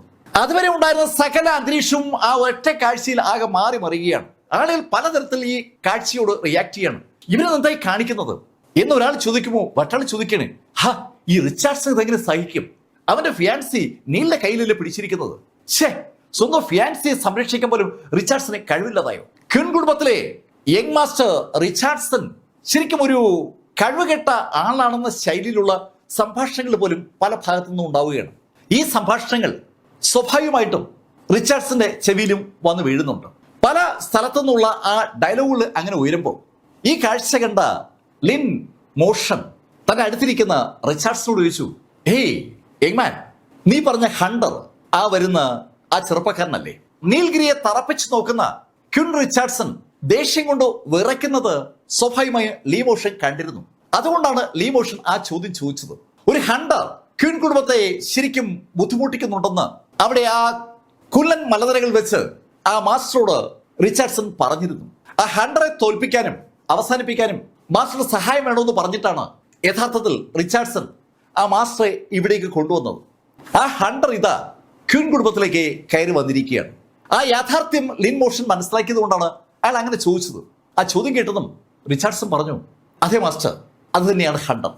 ഈ സമയത്ത് പല ആളുകളും ഈ സിയും നീലിനെ ചേർത്ത് ഡയലോഗ്സ് പറയുന്നത് സ്വാഭാവികമായിട്ടും റിച്ചാർഡ്സന്റെ പിതാവ് കാൻഹായി കേൾക്കുന്നുണ്ട്. ഏതാനും സെക്കൻഡുകൾക്കകം ആ ഡയലോഗിന്റെ അർത്ഥം കൃത്യമായിട്ടും ആ മാസ്റ്റർ ലിൻ മോഷൻ മനസ്സിലാക്കും. അയാളത് മനസ്സിലാക്കും മുമ്പ് അയാളുടെ കാര്യം പറയുന്നതാണ് നല്ലതെന്ന് ഒരു തോന്നലുണ്ടായതും കാൻഹായി ലിൻ മോഷനോട് പറഞ്ഞു, മാസ്റ്റർ, എന്റെ മകൻ വിവാഹം കഴിക്കാനിരുന്ന പെൺകുട്ടിയാണ് വരുന്നത്. അവളെ ഇവന്റെ കയ്യിൽ നിന്ന് ആ ഹണ്ടർ തട്ടിയെടുത്തിരിക്കുകയാണ്. കാൻഹായി നീലിനെ ആക്രമിക്കാൻ തങ്ങൾക്ക് മറ്റൊരു കാരണം കൂടി ഉണ്ടെന്ന് ആ മാസ്റ്റർ ധരിപ്പിക്കാൻ വേണ്ടി കൂടിയാണ് ആ ഡയലോഗ് പറഞ്ഞത്. പക്ഷെ ആ ഡയലോഗ് കേട്ടതും ലിൻ മോഷൻ റിച്ചാർഡ്സിനെ ഒന്ന് നോക്കി. ഹേയ് യങ്മാൻ, നീ എൻ്റെ ശിഷ്യനാണ്. നിനക്ക് വേണ്ടി ഇവിടെയുള്ള ആരെ കൊല്ലാനും എനിക്കൊരു മടിയുമില്ല. പക്ഷേ ഈ വിഷയം ലേശം കോംപ്ലിക്കേറ്റഡ് ആണ്. നിന്റെ ഫിയാൻസിയെ തട്ടിയെടുത്ത ചെറുപ്പക്കാരനെ നീയാണ് നേരിടേണ്ടത്. ഞാൻ അയാളെ കൊന്നാൽ നിനക്ക് ഒരിക്കലും പിന്നീട് ഒരു ഉയർച്ച ഉണ്ടാവില്ല. നിന്റെ പാത്ത് ഓഫ് കൾട്ടിവേഷൻ അവിടെ വെച്ച് അടയാനാണ് സാധ്യത. മാസ്റ്റർ ലിൻ മോഷൻ പറഞ്ഞത് കൃത്യമായും റിച്ചാർഡ്സന് മനസ്സിലാകുന്നുണ്ട്. റിച്ചാർഡ്സൺ ലിൻ മോഷനോട് പറഞ്ഞു, ശരിയാ മാസ്റ്റർ, ഞാൻ അവനെ നേരിടാം. ഈ സമയത്ത് അതിസുന്ദരിയായ സിയ റൂട്ട്സുമായി നീല് ആ ഹാളിന്റെ പ്രധാന ആ വഴിയിലേക്ക് കടന്നു കഴിഞ്ഞു. അവരുടെ ഇരുഭാഗത്തുമായി ഒത്തിരിയേറെ ടേബിളുകളുണ്ട്. ആ ടേബിളുകളുടെ ചുറ്റും ഇരിക്കുന്ന ആളുകളൊക്കെ അമ്പരപ്പോടെ നീലിനെയും സിയെയും നോക്കുകയാണ്. രണ്ടുപേരും ചിരിച്ചുകൊണ്ട് ആ കൈ ചേർത്ത് പിടിച്ച് മുന്നോട്ട് അങ്ങനെ നടന്നു വരികയാണ്. ഈ കാഴ്ച ഷൂമി പാലസിലെ ആ അച്ഛനെയും മകനെയും ഒരുപാട് ഞെട്ടിച്ചു എന്ന് പറയാം. ഈ ജോഡിക്ക് തൊട്ടു പുറകിലായി കറുത്ത ഗ്ലാസ് ധരിച്ച തൊപ്പി ചരിച്ചു വെച്ച് സാക്ഷൽ രാക്ഷസിയും കടന്നു വരുന്നുണ്ട്. അകത്തേക്ക് കിടന്ന രാക്ഷസ മുന്നോട്ട് നടക്കുന്ന നീലിനെയും സിയെ നോക്കിയതിനു ശേഷം ഒഴിഞ്ഞു കിടന്ന ഒരു കസേര വന്നിരുന്നു. മറ്റാളുകളുടെ ശ്രദ്ധയിലേക്ക് താൻ വരാൻ പാടില്ല എന്ന് രാക്ഷസിക്ക് കൃത്യമായിട്ട് അറിയാം. രാക്ഷസ അകത്തേക്ക് കടന്നത് പലരുടെയും ശ്രദ്ധയിൽപ്പെട്ടില്ല എന്ന് തന്നെ പറയാം. ഈ സമയത്ത് മാസ്റ്റർ ലിൻ മോഷൻ അടുത്തുനിന്ന് സാക്ഷാൽ ക്വിൻ റിച്ചാർഡ്സൺ എണീറ്റ് കഴിഞ്ഞു. അവനും ആ പ്രധാന പാതയിലേക്ക് വന്നു. നടന്നു വരുന്ന നീലിനെയും സിയെ നോക്കിയിട്ട് അവൻ സിയെ നോക്കി അലറുകയാണ്. എടി അടിഞ്ഞാട്ടക്കാരി, നിന്നെ വിവാഹം കഴിക്കാൻ ഞാൻ തീയതി വരെ തീരുമാനിച്ചതാണ്. ആ എന്നെ വിവാഹം കഴിക്കാൻ ഇരുന്ന് നീ കണ്ടവന്മാരുമായി കറങ്ങി നിറയ്ക്കുകയാണല്ലേ? നിനക്ക് ഇത്ര ധിക്കാരമാണോ? എടി, നിന്റെ ധിക്കാരം ഞാൻ അവസാനിപ്പിക്കുന്നുണ്ട്. നിന്നെ ഞാൻ ഇന്ന് ഇവിടെ വെച്ച് വിവാഹം കഴിച്ചിട്ട് ഇന്ന് തന്നെ ഞാൻ നിന്നെ ഡിവോഴ്സ് ചെയ്യുമണി. അതുവരെ പെൻഡിങ് ആക്കി വെച്ചിരുന്ന സകല ദേഷ്യവും സിയുടെ മുകളിൽ സാക്ഷൽ റിച്ചാർഡ്സൺ അങ്ങനെ പ്രകടിപ്പിച്ചപ്പോ നീല് സിയോട് ചോദിച്ചു, സിയ, നിനക്ക് ആ നിൽക്കുന്ന ക്വിൻ റിച്ചാർഡ്സിനെ വിവാഹം കഴിക്കാൻ താല്പര്യമുണ്ടോ? രണ്ടാമത് ആലോചിക്കാതെ സിയ ഉറക്കെ മറുപടി പറഞ്ഞു, ഇല്ല, എനിക്ക് താല്പര്യമില്ല. ഓക്കെ സിയ, ബാക്കി ഞാൻ ഏറ്റു. അങ്ങനെ പറഞ്ഞ നീൽ സിയയുടെ കൈ വിടുവിക്കുന്നതും മുന്നോട്ട് കുതിക്കുന്നതും ലൈറ്റനിങ് വേഗതയിലാണ്. റിച്ചാർഡ്സൺ നേരെ നീൽഗിരി പാഞ്ഞു വരുന്ന കണ്ടതും മാസ്റ്റർ ലിൻ മോഷൻ റിച്ചാർഡ്സൺ വിളിച്ചു, യങ്മാൻ. ശബ്ദം കേട്ട് റിച്ചാർഡ്സൺ തിരിഞ്ഞതും ലിൻ മോഷൻ അയാളുടെ കൈ ഒന്ന് ചലിപ്പിച്ചു. ആ നിമിഷത്ത് അയാളുടെ കയ്യിൽ നിന്ന് ഒരു ഗുളിക പറന്നു വന്ന് റിച്ചാർഡ്സന്റെ കയ്യിലേക്ക് വീണു. തന്റെ കയ്യിലേക്ക് വീണ ഗുളിയിലേക്ക് റിച്ചാർഡ്സൺ നോക്കിയതും മാസ്റ്റർ അവനോട് പറഞ്ഞു, നിന്റെ പവർ അത് വർദ്ധിപ്പിക്കും. ആ ഗുളിക കഴിച്ച റിച്ചാർഡ്സൺ മുന്നോട്ട് കുതിച്ച് 2 സ്റ്റെപ്പിന് നീലിന്റെ അടുത്തെത്തി നീലിനെ നോക്കി ശക്തമായ ഒരു അക്ഷയായി ഇടി. അവന് മുഴുവൻ പവറും ആ ഒരു കൈയിലേക്ക് അവൻ കൊടുത്തു എന്ന് പറയാം. ആ പഞ്ച് നീൽ വരെ പാഞ്ഞു വരുമ്പോ അവിടെയുള്ള ആ എൻഡിയർ സദസ്സം ഏതാണ്ട് നിശബ്ദരായി ആ രംഗത്തിലേക്ക് അങ്ങനെ നോക്കുമ്പോ നീല് തന്റെ വലത് കൈ ഒന്ന് ഉയർത്തി. ആ വലത് കൈപ്പത്തി നിവർത്തി പിടിച്ചിരിക്കുന്ന നീലിന്റെ കൈ മുന്നോട്ടാഞ്ഞതും ഒരു ഫോഴ്സ്, ഒരു കാറ്റ് സ്വാഭാവികമായിട്ടും നീലിന്റെ ആ കൈപ്പത്തിയുടെ ഭാഗത്തുനിന്ന് ഉണ്ടാവുകയാണ്. ആ ഫോഴ്സ് റിച്ചാർഡ്സന്റെ ആ പഞ്ചുമായി ഒന്ന് കൂട്ടിയിടിച്ചതും റിച്ചാർഡ്സൺ പുറകോട്ട് തെറിച്ചു. അമ്പരപ്പിക്കുന്ന വേഗതയിൽ റിച്ചാർഡ്സൺ ഏകദേശം ഒരു 10 സ്റ്റെപ്പോളം പുറകോട്ട് തള്ളി നീക്കപ്പെട്ടിരിക്കുകയാണ്. ക്വിൻ റിച്ചാർഡ്സൺ ക്വിൻ കുടുംബത്തിന്റെ 3rd യങ് മാസ്റ്റർ ആണ്. അയാളാണ് അടുത്ത ഫാമിലി ഹെഡ്. ആ കാര്യം അവിടെ എല്ലാവരും തീരുമാനിച്ചു കഴിഞ്ഞ കാര്യമാണ്. ഈ ജാങ്ങർ പ്രൊവിൻസിലെ ഏറ്റവും ജീനിയസ് ആയിട്ടുള്ള മാർഷൽ ആർട്ടിസ്റ്റ് ക്വിൻ റിച്ചാർഡ്സൺ ആണെന്ന് സകലരും പറയാറുണ്ട്. ആ ക്വിൻ റിച്ചാർഡ്സൺ ആണ് നീലിന്റെ കൈ പുറത്ത് സ്പർശിക്കുമ്പോഴും ചെയ്യുന്നതിന് മുമ്പ് പുറകോട്ട് തള്ളപ്പെട്ടിരിക്കുന്നത്. ഏകദേശം 10 സ്റ്റെപ്പോളം പുറകോട്ട് തള്ളപ്പെട്ട റിച്ചാർഡ്സൺ നോക്കി നീല് അവനോട് പറഞ്ഞു, നീ ഇത്ര ചവറായിരുന്നു, നീ എനിക്ക് തരമല്ല. ഒരുപാട് ആളുകൾ കൂടി നിൽക്കുന്ന സദസ്സിൽ വെച്ച് ക്വിൻ റിച്ചാർഡ്സൺ ചവറാണെന്ന് നീല് പറഞ്ഞത് കേട്ടതും ദേഷ്യം കൊണ്ട് ജ്വലിച്ച റിച്ചാർഡ്സൺ 2 കൈ കൊണ്ട് വായുവിൽ ആഞ്ഞിടിക്കുകയാണ്. അവന്റെ ദേഷ്യം അവന് തന്നെ സഹിക്കാൻ പറ്റുന്നില്ല. ആ നിമിഷത്തിൽ അവന്റെ ശബ്ദം കേട്ടു, മോനെ ഇത് പിടിച്ചോ. കാൻഹൈ അവന് നേരെ ഒരു കുന്തം എറിഞ്ഞു കൊടുത്തതാണ്, ഒരു ചെറിയ കുന്തം. ആ കുന്തം ശരിക്കും പവർഫുള്ളുമാണ്. തനിക്ക് നേരെ പാഞ്ഞു വന്ന കുന്തം കയ്യിലാക്കിയ റിച്ചാർഡ്സൺ ആ കുന്തവുമായി മുന്നോട്ട് കുതിച്ചു. ആ കുന്തവുമായി പാഞ്ഞു വന്ന റിച്ചാർഡ്സൺ ആ കുന്തം കൊണ്ട് നീലിനെ ഒരു അക്ഷക്കുത്ത് നീലിന്റെ കഴുത്ത് ലക്ഷ്യമാക്കിക്കൊണ്ടാണ് ആ കുന്തം നീലിന്റെ അടുത്തേക്ക് പാഞ്ഞു വരുന്നത്. ആ കുന്തം നീലിന്റെ അടുത്തേക്ക് പാഞ്ഞു വന്നതും നീല് വലത് കൈയിലെ ചൂണ്ടുവിരൽ ആ കുന്തത്തിന്റെ മുന്നിലേക്ക് ഒന്ന് ചൂണ്ടി. നീല് തന്റെ ബോഡിയിലെ ഇന്റേണൽ എനർജി ആ വലത് കൈയിലെ ചൂണ്ടുവിരലിലേക്ക് കേന്ദ്രീകരിച്ച് ആ ചൂണ്ടുവിരൽ ആ കുന്തത്തിന്റെ അറ്റത്തേക്ക് ചൂണ്ടിയതും ആ ചൂണ്ടുവിരലിൽ നിന്ന് അതിശക്തമായ ഒരു ഊർജ പ്രവാഹം ആ കുന്തത്തിന്റെ അറ്റത്തേക്കുണ്ടായി. തൽഫലമായി ആ കുന്തത്തിന്റെ അറ്റം അനവധി കഷ്ണങ്ങളായി പൊട്ടിച്ചിതറി. ആ പൊട്ടിച്ചിതറൽ പ്രക്രിയ ആ അറ്റത്തുനിന്ന് കുന്തത്തിനകത്തൂടെ കടന്ന് കുന്തത്തെ കഷ്ണങ്ങളായി ചിതറിപ്പിക്കുന്നതിനിടയിൽ അത് റിച്ചാർഡ്സിന്റെ കൈയിലേക്കും എത്തി. റിച്ചാർഡ്സിന്റെ കൈ പൊട്ടി ശരിക്കും അയാളുടെ ഈ റിസ്റ്റ് എന്നൊക്കെ എല്ല് പുറത്ത് കാണുന്ന ഒരു കാഴ്ചയാണ് അവിടെ ഉണ്ടായത്. അമ്പരപ്പിക്കുന്ന ഒരു ഷോക്ക് വേവാണ് ശരിക്കും റിച്ചാർഡ്സിന്റെ ബോഡിയിൽ അനുഭവപ്പെട്ടിരിക്കുന്നത്. ആളുകളുടെ ശ്വാസം നിലച്ച ഒരു കാഴ്ചയാണ് അവർ കണ്ടത്. ക്വിൻ റിച്ചാർഡ്സൺ എത്രയോ നാളുകളായി മാർഷൽ ആർട്സ് പ്രാക്ടീസ് ചെയ്യുന്ന ആളാണ്. അയാള് ഈ ജർമ്മൻ പ്രൊവിൻസിലെ നമ്പർ 1 ജീനിയസ് എന്ന് പേരെടുത്തിട്ട് കാലം ഒരുപാടായി. ആ ക്വിൻ റിച്ചാർഡ്സൺ ആണ് ഇന്നലെ പ്രാക്ടീസ് തുടങ്ങിയ നീലിന് മുന്നിൽ ഇത് നിഷ്പ്രഭനായി പോയിരിക്കുന്നത്. ദൂരേക്ക് തെറിച്ച റിച്ചാർഡ്സനെ വെറുതെ വിടാൻ ഉദ്ദേശിച്ചിട്ടില്ലാത്ത നീല് മുന്നോട്ട് കുതിച്ചതും റിച്ചാർഡ്സന് മുന്നിലേക്ക് സാക്ഷാൽ ലീ മോഷൻ ചാടിക്കയറിയെന്ന് മാത്രമല്ല അയാള് അതിശക്തമായി ഒരൊറ്റ ഇടി ഇടിക്കുകയും ചെയ്തു. തികച്ചും അപ്രതീക്ഷിതമായി റിച്ചാർഡ്സൺ മുന്നിലേക്ക് ചാടിക്കേറിയ ആ മാസ്റ്റർ ലീ മോഷൻ ഒരൊറ്റ ഇടി ഇടിച്ചതും ആ ഇടി ഉണ്ടാക്കിയ ആ പ്രകമ്പനം സ്വാഭാവികമായിട്ടും വായുവിൽ ഒരുപാട് തരംഗങ്ങൾ ഉണ്ടാക്കിയാണ്. അയാൾ അതിശക്തമായി പഞ്ച് ചെയ്തത് വായുവിലാണ്. സ്വാഭാവികമായിട്ടും മുന്നോട്ട് കുതിക്കുകയായിരുന്ന നീലിന്റെ ബോഡിയിലേക്ക് ആ പഞ്ച് പാഞ്ഞു വരുന്നു എന്ന് മനസ്സിലായ നീലും അതേ വേഗതയിൽ തിരിച്ച് ആ പഞ്ചിലേക്ക് ഇടിച്ചു. നീലും വായുവിലേക്ക് ആഞ്ഞിടിക്കുകയാണ്. 2 കൈകളും തമ്മിൽ സ്പർശിച്ചില്ലെങ്കിലും ആ 2 പഞ്ചിനോടും അനുബന്ധിച്ചുള്ള കാറ്റ് വായു പരസ്പരം കൂട്ടിമുട്ടിയതും നീല് ഏകദേശം 7 സ്റ്റെപ്പ് പുറകിലേക്ക് തള്ളപ്പെട്ടു. ലീ മോഷൻ ആ ഇടിച്ച സ്ഥലത്ത് തന്നെ നിൽക്കുകയാണ്. 7 സ്റ്റെപ്പ് പുറകിലോട്ട് നീല് തള്ളപ്പെട്ടപ്പോൾ ആ കാഴ്ച കാണുന്ന എല്ലാവർക്കും ആ കാര്യം ബോധ്യമായി. നീലിനേക്കാൾ ഒരുപാട് പവർഫുൾ ആണ് ആ എത്തിയിരിക്കുന്ന എക്സ്പെർട്ട്. പക്ഷെ ഈ സമയത്ത് ആ ലീ മോഷനും ഒരു അമ്പരപ്പുണ്ട്. അയാള് ശരിക്കും അയാളുടെ ശക്തി നന്നായിട്ട് ആ പഞ്ചിൽ കേന്ദ്രീകരിച്ചിരുന്നു. ശരിക്കും അയാളുടെ ആ ട്രൂ എനർജി ഏതാണ്ട് പൂർണ്ണമായിട്ടും അയാളുടെ ആ വലത് കൈമുഷ്ടിലേക്ക് കേന്ദ്രീകരിച്ചുകൊണ്ടാണ് നീലിനെ ആഞ്ഞിടിച്ചത്. അയാളുടെ എനർജിയുടെ ഒരു 50 to 60% അയാൾ ആ മുഷ്ടിലേക്ക് കൊടുത്തിരുന്നു. ആ ഇടിയെ നീലിന് തടുക്കാൻ പറ്റിയിരിക്കുകയാണ്. നീലിന് പരിക്കൊന്നും പറ്റിയിട്ടില്ല. അവൻ ഒരു 7-8 സ്റ്റെപ്പ് പുറകോട്ട് മാറി എന്നത് മാത്രമാണ് ആകെ സംഭവിച്ചിരിക്കുന്ന കാര്യം. തന്റെ ആ പഞ്ചിന്റെ പവറിനെ കുറിച്ച് വ്യക്തമായ ധാരണയുള്ള ലീ മോഷൻ നീലിനെ ഒന്ന് നോക്കി പുഞ്ചിരിച്ചു. കൊള്ളാം, നീ ശരിക്കും ശക്തൻ തന്നെയാണ്. പക്ഷേ ശക്തിയും ധിക്കാരവും ഒന്നിച്ച് ഒരാളിൽ നിലനിൽക്കില്ല. നീ ചെയ്യാൻ പാടില്ലാത്ത കാര്യങ്ങളാ ചെയ്തിരിക്കുന്നത്. എന്റെ ശിഷ്യന്റെ ഫിയാൻസിയെ അവന് അനുവാദമില്ലാതെ തട്ടിയെടുത്തത് ഒരു ചെറിയ കുറ്റമല്ല. അതിനു പുറമെ എന്റെ ശിഷ്യനുമായി ബന്ധപ്പെട്ട ആളുകളെ നീ ഉപദ്രവിക്കുകയും ചെയ്തു. നിനക്ക് അതിനുള്ള ശിക്ഷ ഞാൻ നൽകിയിരിക്കും. അതിന് മറുപടിയായി നീല് പറഞ്ഞു, ഡയലോഗ് കൊണ്ടുള്ള കളി വേണ്ട. നിങ്ങൾക്ക് എന്താ ചെയ്യാൻ പറ്റുന്ന വെച്ചാൽ അതങ്ങ് ചെയ്യും.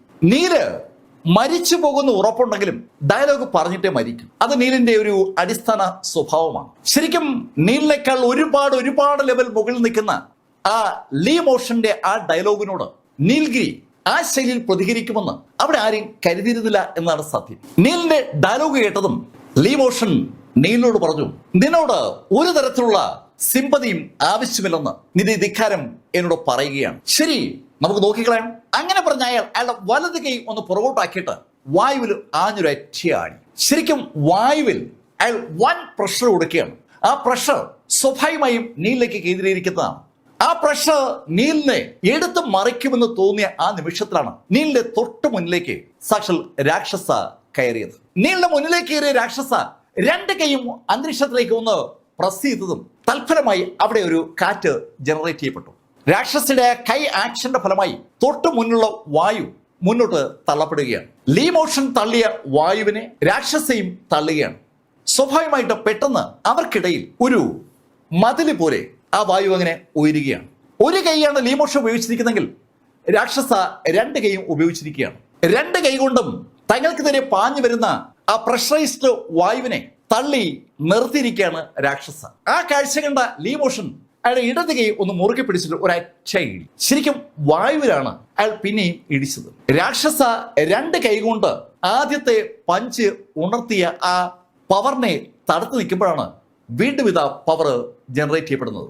തൽഫലമായി രാക്ഷസ പുറകോട്ട് തള്ളപ്പെട്ടു എന്നല്ല, പുറകോട്ട് എടുത്തെറിയപ്പെടുകയാണ്. ഒറ്റയിടിക്ക് രാക്ഷസ നീലിന്റെ അടുത്ത് വന്ന് വീണു. പക്ഷെ അടുത്ത നിമിഷത്തിൽ രാക്ഷസ ചാടി എണീറ്റ് രാക്ഷസ മുന്നോട്ട് അതിവേഗം കുതിക്കുകയാണ്.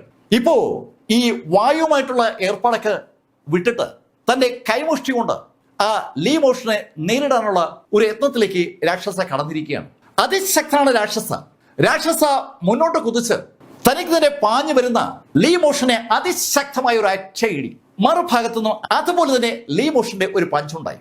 രണ്ടുപേരുടെ കൈകൾ തമ്മിൽ കൂട്ടുമുട്ടിയതും ശരിക്കും അവിടെ തരംഗങ്ങൾ ഉണ്ടാവുകയാണ്. പക്ഷെ ആ ഇടി രാക്ഷസയുടെ വലത് കയ്യിൽ പതിഞ്ഞതും രാക്ഷസ ആ നിന്ന സ്ഥലത്തുനിന്ന് തെറിച്ച് പുറകിലുള്ള ഒരു തൂണിലിടിച്ച് ഒരു ശബ്ദത്തോടെ താഴേക്ക് വീണു. അയാളുടെ വലത് കൈ ഏതാണ്ട് പൂർണ്ണമായും ഒടിഞ്ഞിരിക്കുകയാണ്. തകർന്നു പോയെന്ന് പറയാം. അയാളുടെ വായിക്കൂടി രക്തം ഇങ്ങനെ ഒലിച്ചിറങ്ങുകയാണ്. ശരിക്കും ഒരുപാട് രക്തം അയാൾ തെറിച്ചു പോയപ്പോൾ അയാളുടെ വായിന്ന് പുറത്തേക്ക് തെറിച്ചിട്ടുമുണ്ട്. ഈ രംഗം നീല് കണ്ടു. നീലിന് ഒന്നും ചെയ്യാൻ കഴിയുമ്പോ ഈ സംഭവങ്ങൾ ഉണ്ടായിരിക്കുകയാണ്.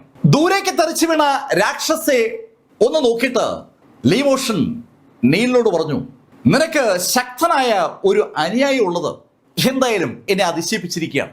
എന്തായാലും ഇനി ആരുമില്ലല്ലോ നിന്നെ സഹായിക്കാൻ. എനിക്ക് ഈ കളി ഇനി അധികം തുടരാൻ താല്പര്യമില്ല എന്ന് പറഞ്ഞ ലീ മോഷൻ അയാളുടെ കൈ ഒന്ന് അനക്കിയതും അയാളുടെ കൈക്ക് ചുറ്റുമായി ഒരു പ്രകാശം ഉണ്ടാവുകയാണ്. അയാള് ശരിക്കും ഒരു മാന്ത്രികന്റെ കൈ ആക്ഷനോട് കൂടി ചാടി ഉയർന്ന് നീലിനെ ആഞ്ഞടിക്കാൻ ശ്രമിച്ചതും നീലും അതുപോലെ ശരിക്കും മുകളിലേക്ക് ജമ്പ് ചെയ്തു. നീല് തന്റെ ശരീരത്തിലെ മുഴുവൻ എനർജിയും ഇപ്പോ ആ വലത് കൈയിലെ കൈപ്പത്തിലേക്ക് കേന്ദ്രീകരിച്ചിരിക്കുകയാണ്. നീലിന്റെ വലത് കൈപ്പത്തിയിൽ പെട്ടെന്നാണ് തീ ഉണ്ടായത്.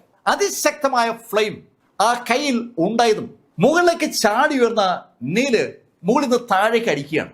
അതേ സമയത്ത് തന്നെ ലീ മോഷനും നീലിനെ ആഞ്ഞടിച്ചു. ഫലത്തിൽ രണ്ടുപേരുടെയും കൈകൾ തമ്മിൽ കൂട്ടിമുട്ടിയതും ലീ മോഷൻ ഒരുപാട് പുറകോട്ട് എടുത്ത് എറിയപ്പെടുകയാണ്. ഒത്തിരി പുറകോട്ട് ലീ മോഷൻ തെറിച്ചു വീണപ്പോ ആ എൻ്റെ സദസ്സം ഞെട്ടിയെന്ന് പറയാം. നീലിനേക്കാൾ ഒരുപാട് റാങ്ക് മുകളിലുള്ള ലീ മോഷൻ ഇതാ നീലിന്റെ ഒരൊറ്റ ആടിയിൽ തെറിച്ച് ദൂരേക്ക് വീണിരിക്കുകയാണ്. നീല് ഇപ്പോ നന്നായി കിതയ്ക്കുന്നുണ്ട്. വീഴാൻ പോയ നീലിനെ പെട്ടെന്ന് സിയ താങ്ങി.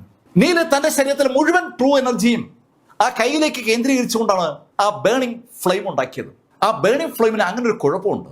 ശരിക്കും ഊർജം വേണം ആ ബേണിംഗ് ഫ്ലെയിം ഒന്ന് ആക്റ്റീവ് ആകാൻ. നീല് ട്രൂ എനർജി ട്രാൻസ്ഫോർമേഷൻ ലെവലിലെ 5th ലെവലിന്റെ പാരമ്യത്തിൽ എത്തിയിട്ടേ ഉള്ളൂ.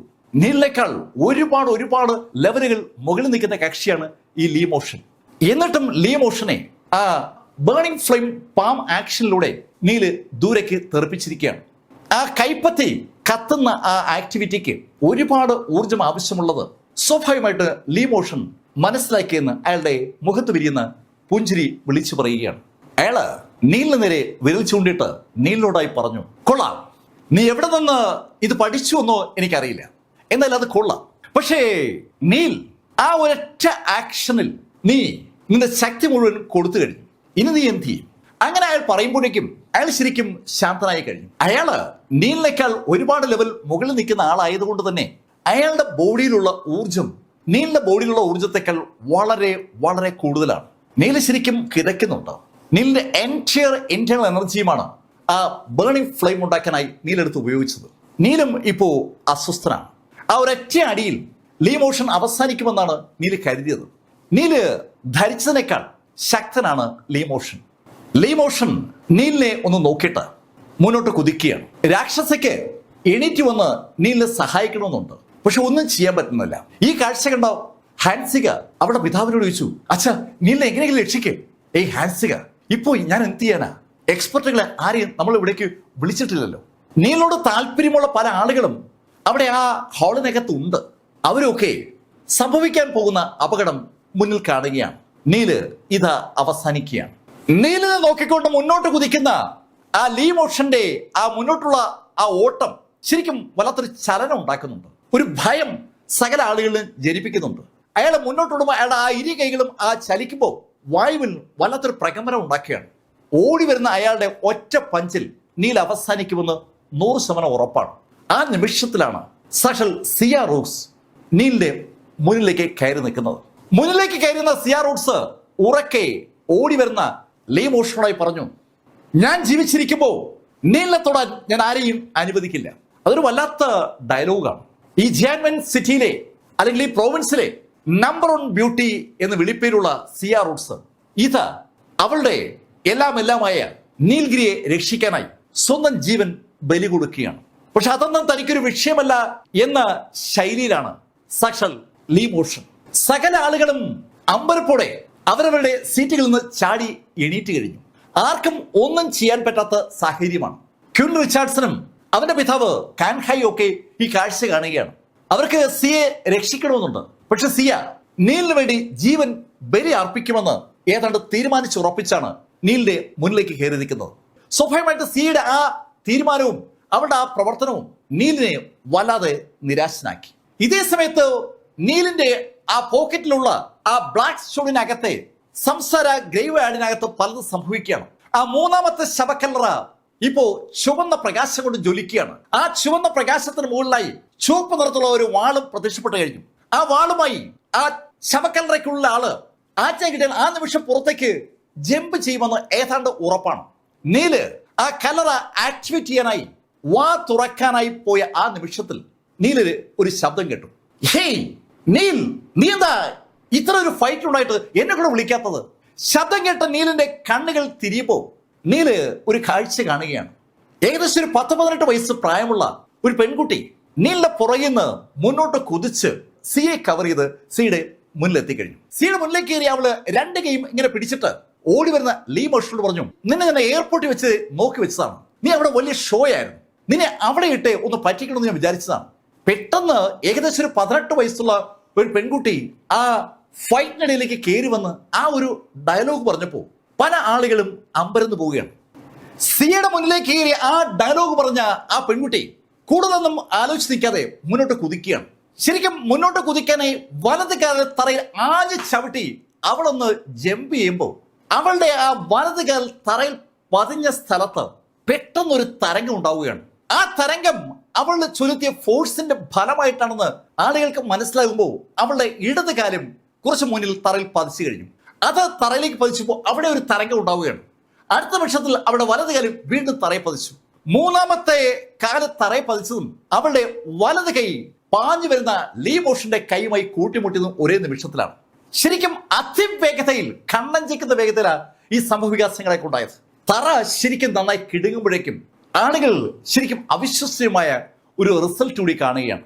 സാക്ഷാൽ ലീ മോഷൻ ഏകദേശം 10-20 അടി പുറകിലുള്ള ഒരു ചുവരിലിടിച്ച് താഴേക്ക് വീണിരിക്കുകയാണ്. അയാള് താഴേക്ക് വീണപ്പോൾ പെട്ടെന്ന് ആ എൻഷെയർ ആളുകളുടെയും ശ്വാസം അങ്ങ് നിലച്ചു പോവുകയാണ്. ഈ ലീ മോഷൻ ചെന്നിടിച്ച മതില് ഇതിൻ്റെ ഇടിഞ്ഞിരുന്നു. തൽഫലമായി കല്ലുകൾ ഒന്നൊന്നായി അടർന്നു വീഴുന്ന ശബ്ദം മാത്രമാണ് ഇപ്പോ ആ ഹാളിൽ കേൾക്കാനുള്ളത്. ആളുകളുടെ ശ്വാസം നിലച്ചിരിക്കുകയാണ്. ശ്വസിക്കാൻ പോലും ആളുകൾ മറന്നുപോയി എന്ന് പറയാം. വല്ലാത്തൊരു അമ്പരപ്പും ഞെട്ടലും അത്ഭുതവും എല്ലാം ആളുകളുടെ കണ്ണുകളുണ്ട്. അപ്പോഴാണ് അവർ ആ ശബ്ദം കേൾക്കുന്നത്. ഷേ, നീ ഇത്ര ചവറായിരുന്നു. നീ ആ എയർപോർട്ടിൽ ഷോ കാണിക്കുന്നുണ്ടപ്പോ ഞാൻ കരുതിയത് എനിക്ക് ഫൈറ്റ് ചെയ്യാൻ ഒരാളെ കിട്ടിയെന്നാണ്. ഷേ, ഞാൻ എന്റെ കൈ വെറുതെ മെനക്കെടുത്തി. ആ പെൺകുട്ടിയുടെ ആ ഡയലോഗാണ് ആളുകളെ ഈ നിമിഷം സ്വബോധത്തിലേക്ക് മടക്കിക്കൊണ്ടുവരുന്നത്. സകലരും ഞെട്ടിത്തരിച്ച് നിൽക്കുമ്പോൾ ലീ മോഷൻ വീണ സ്ഥലത്ത് നിന്ന് എണീറ്റ് കഴിഞ്ഞു. അയാൾക്ക് വിശ്വസിക്കാനാവാത്ത ഒരു കാര്യമാണ് സംഭവിച്ചിരിക്കുന്നത്. തന്നെ ഇടിച്ച പെൺകുട്ടി അതിശക്തിയാണ് എന്നുള്ള കാര്യത്തിൽ അയാൾക്ക് സംശയമില്ല. പക്ഷേ അയാള് ഈ കുന്നൻ മലനിരയിൽ നിന്ന് വരുന്ന അതിശക്തനായ എക്സ്പെർട്ടായ യോദ്ധാവാണല്ലോ. ഇത്രയും ആളുകൾ കൂടി നിൽക്കുന്ന സ്ഥലത്ത് ഒരു പെൺകുട്ടിയുടെ ഇടിയേറ്റ് അയാൾ തെറിച്ചുപോയ കാര്യം നാളെ ആരെങ്കിലും അറിഞ്ഞാൽ അത് വല്ലാത്തൊരു നാണക്കേടായിരിക്കും. അയാള് ആ പെൺകുട്ടിയോട് പറഞ്ഞു, നീ ആരാ എന്താ എന്നൊന്നും എനിക്കറിയില്ല. പക്ഷെ നീ ഈ വിഷയത്തിലേക്ക് കടന്നിരിക്കുന്ന സ്ഥിതിക്ക് നിന്നെ ഞാൻ അവസാനിപ്പിക്കുകയാണ്. അങ്ങനെ പറഞ്ഞ ലീ മോഷൻ ശരിക്കും അയാളുടെ കൈകൾ ഒന്ന് വിടർത്തി. അയാളുടെ മസിലുകൾ ശരിക്കും വിടർന്നു വരുന്നത് സകല ആളുകൾക്ക് വിസിബിൾ ആകുന്നുണ്ട്. അതിശക്തനാണ് ലീ മോഷൻ.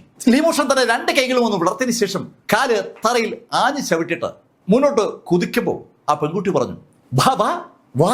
ശരിക്കും അവൾക്ക് ആ മുന്നോട്ട് കുതിക്കുന്ന ലീ മോഷനെ അങ്ങ് ഇഷ്ടമായെന്ന് വ്യക്തം.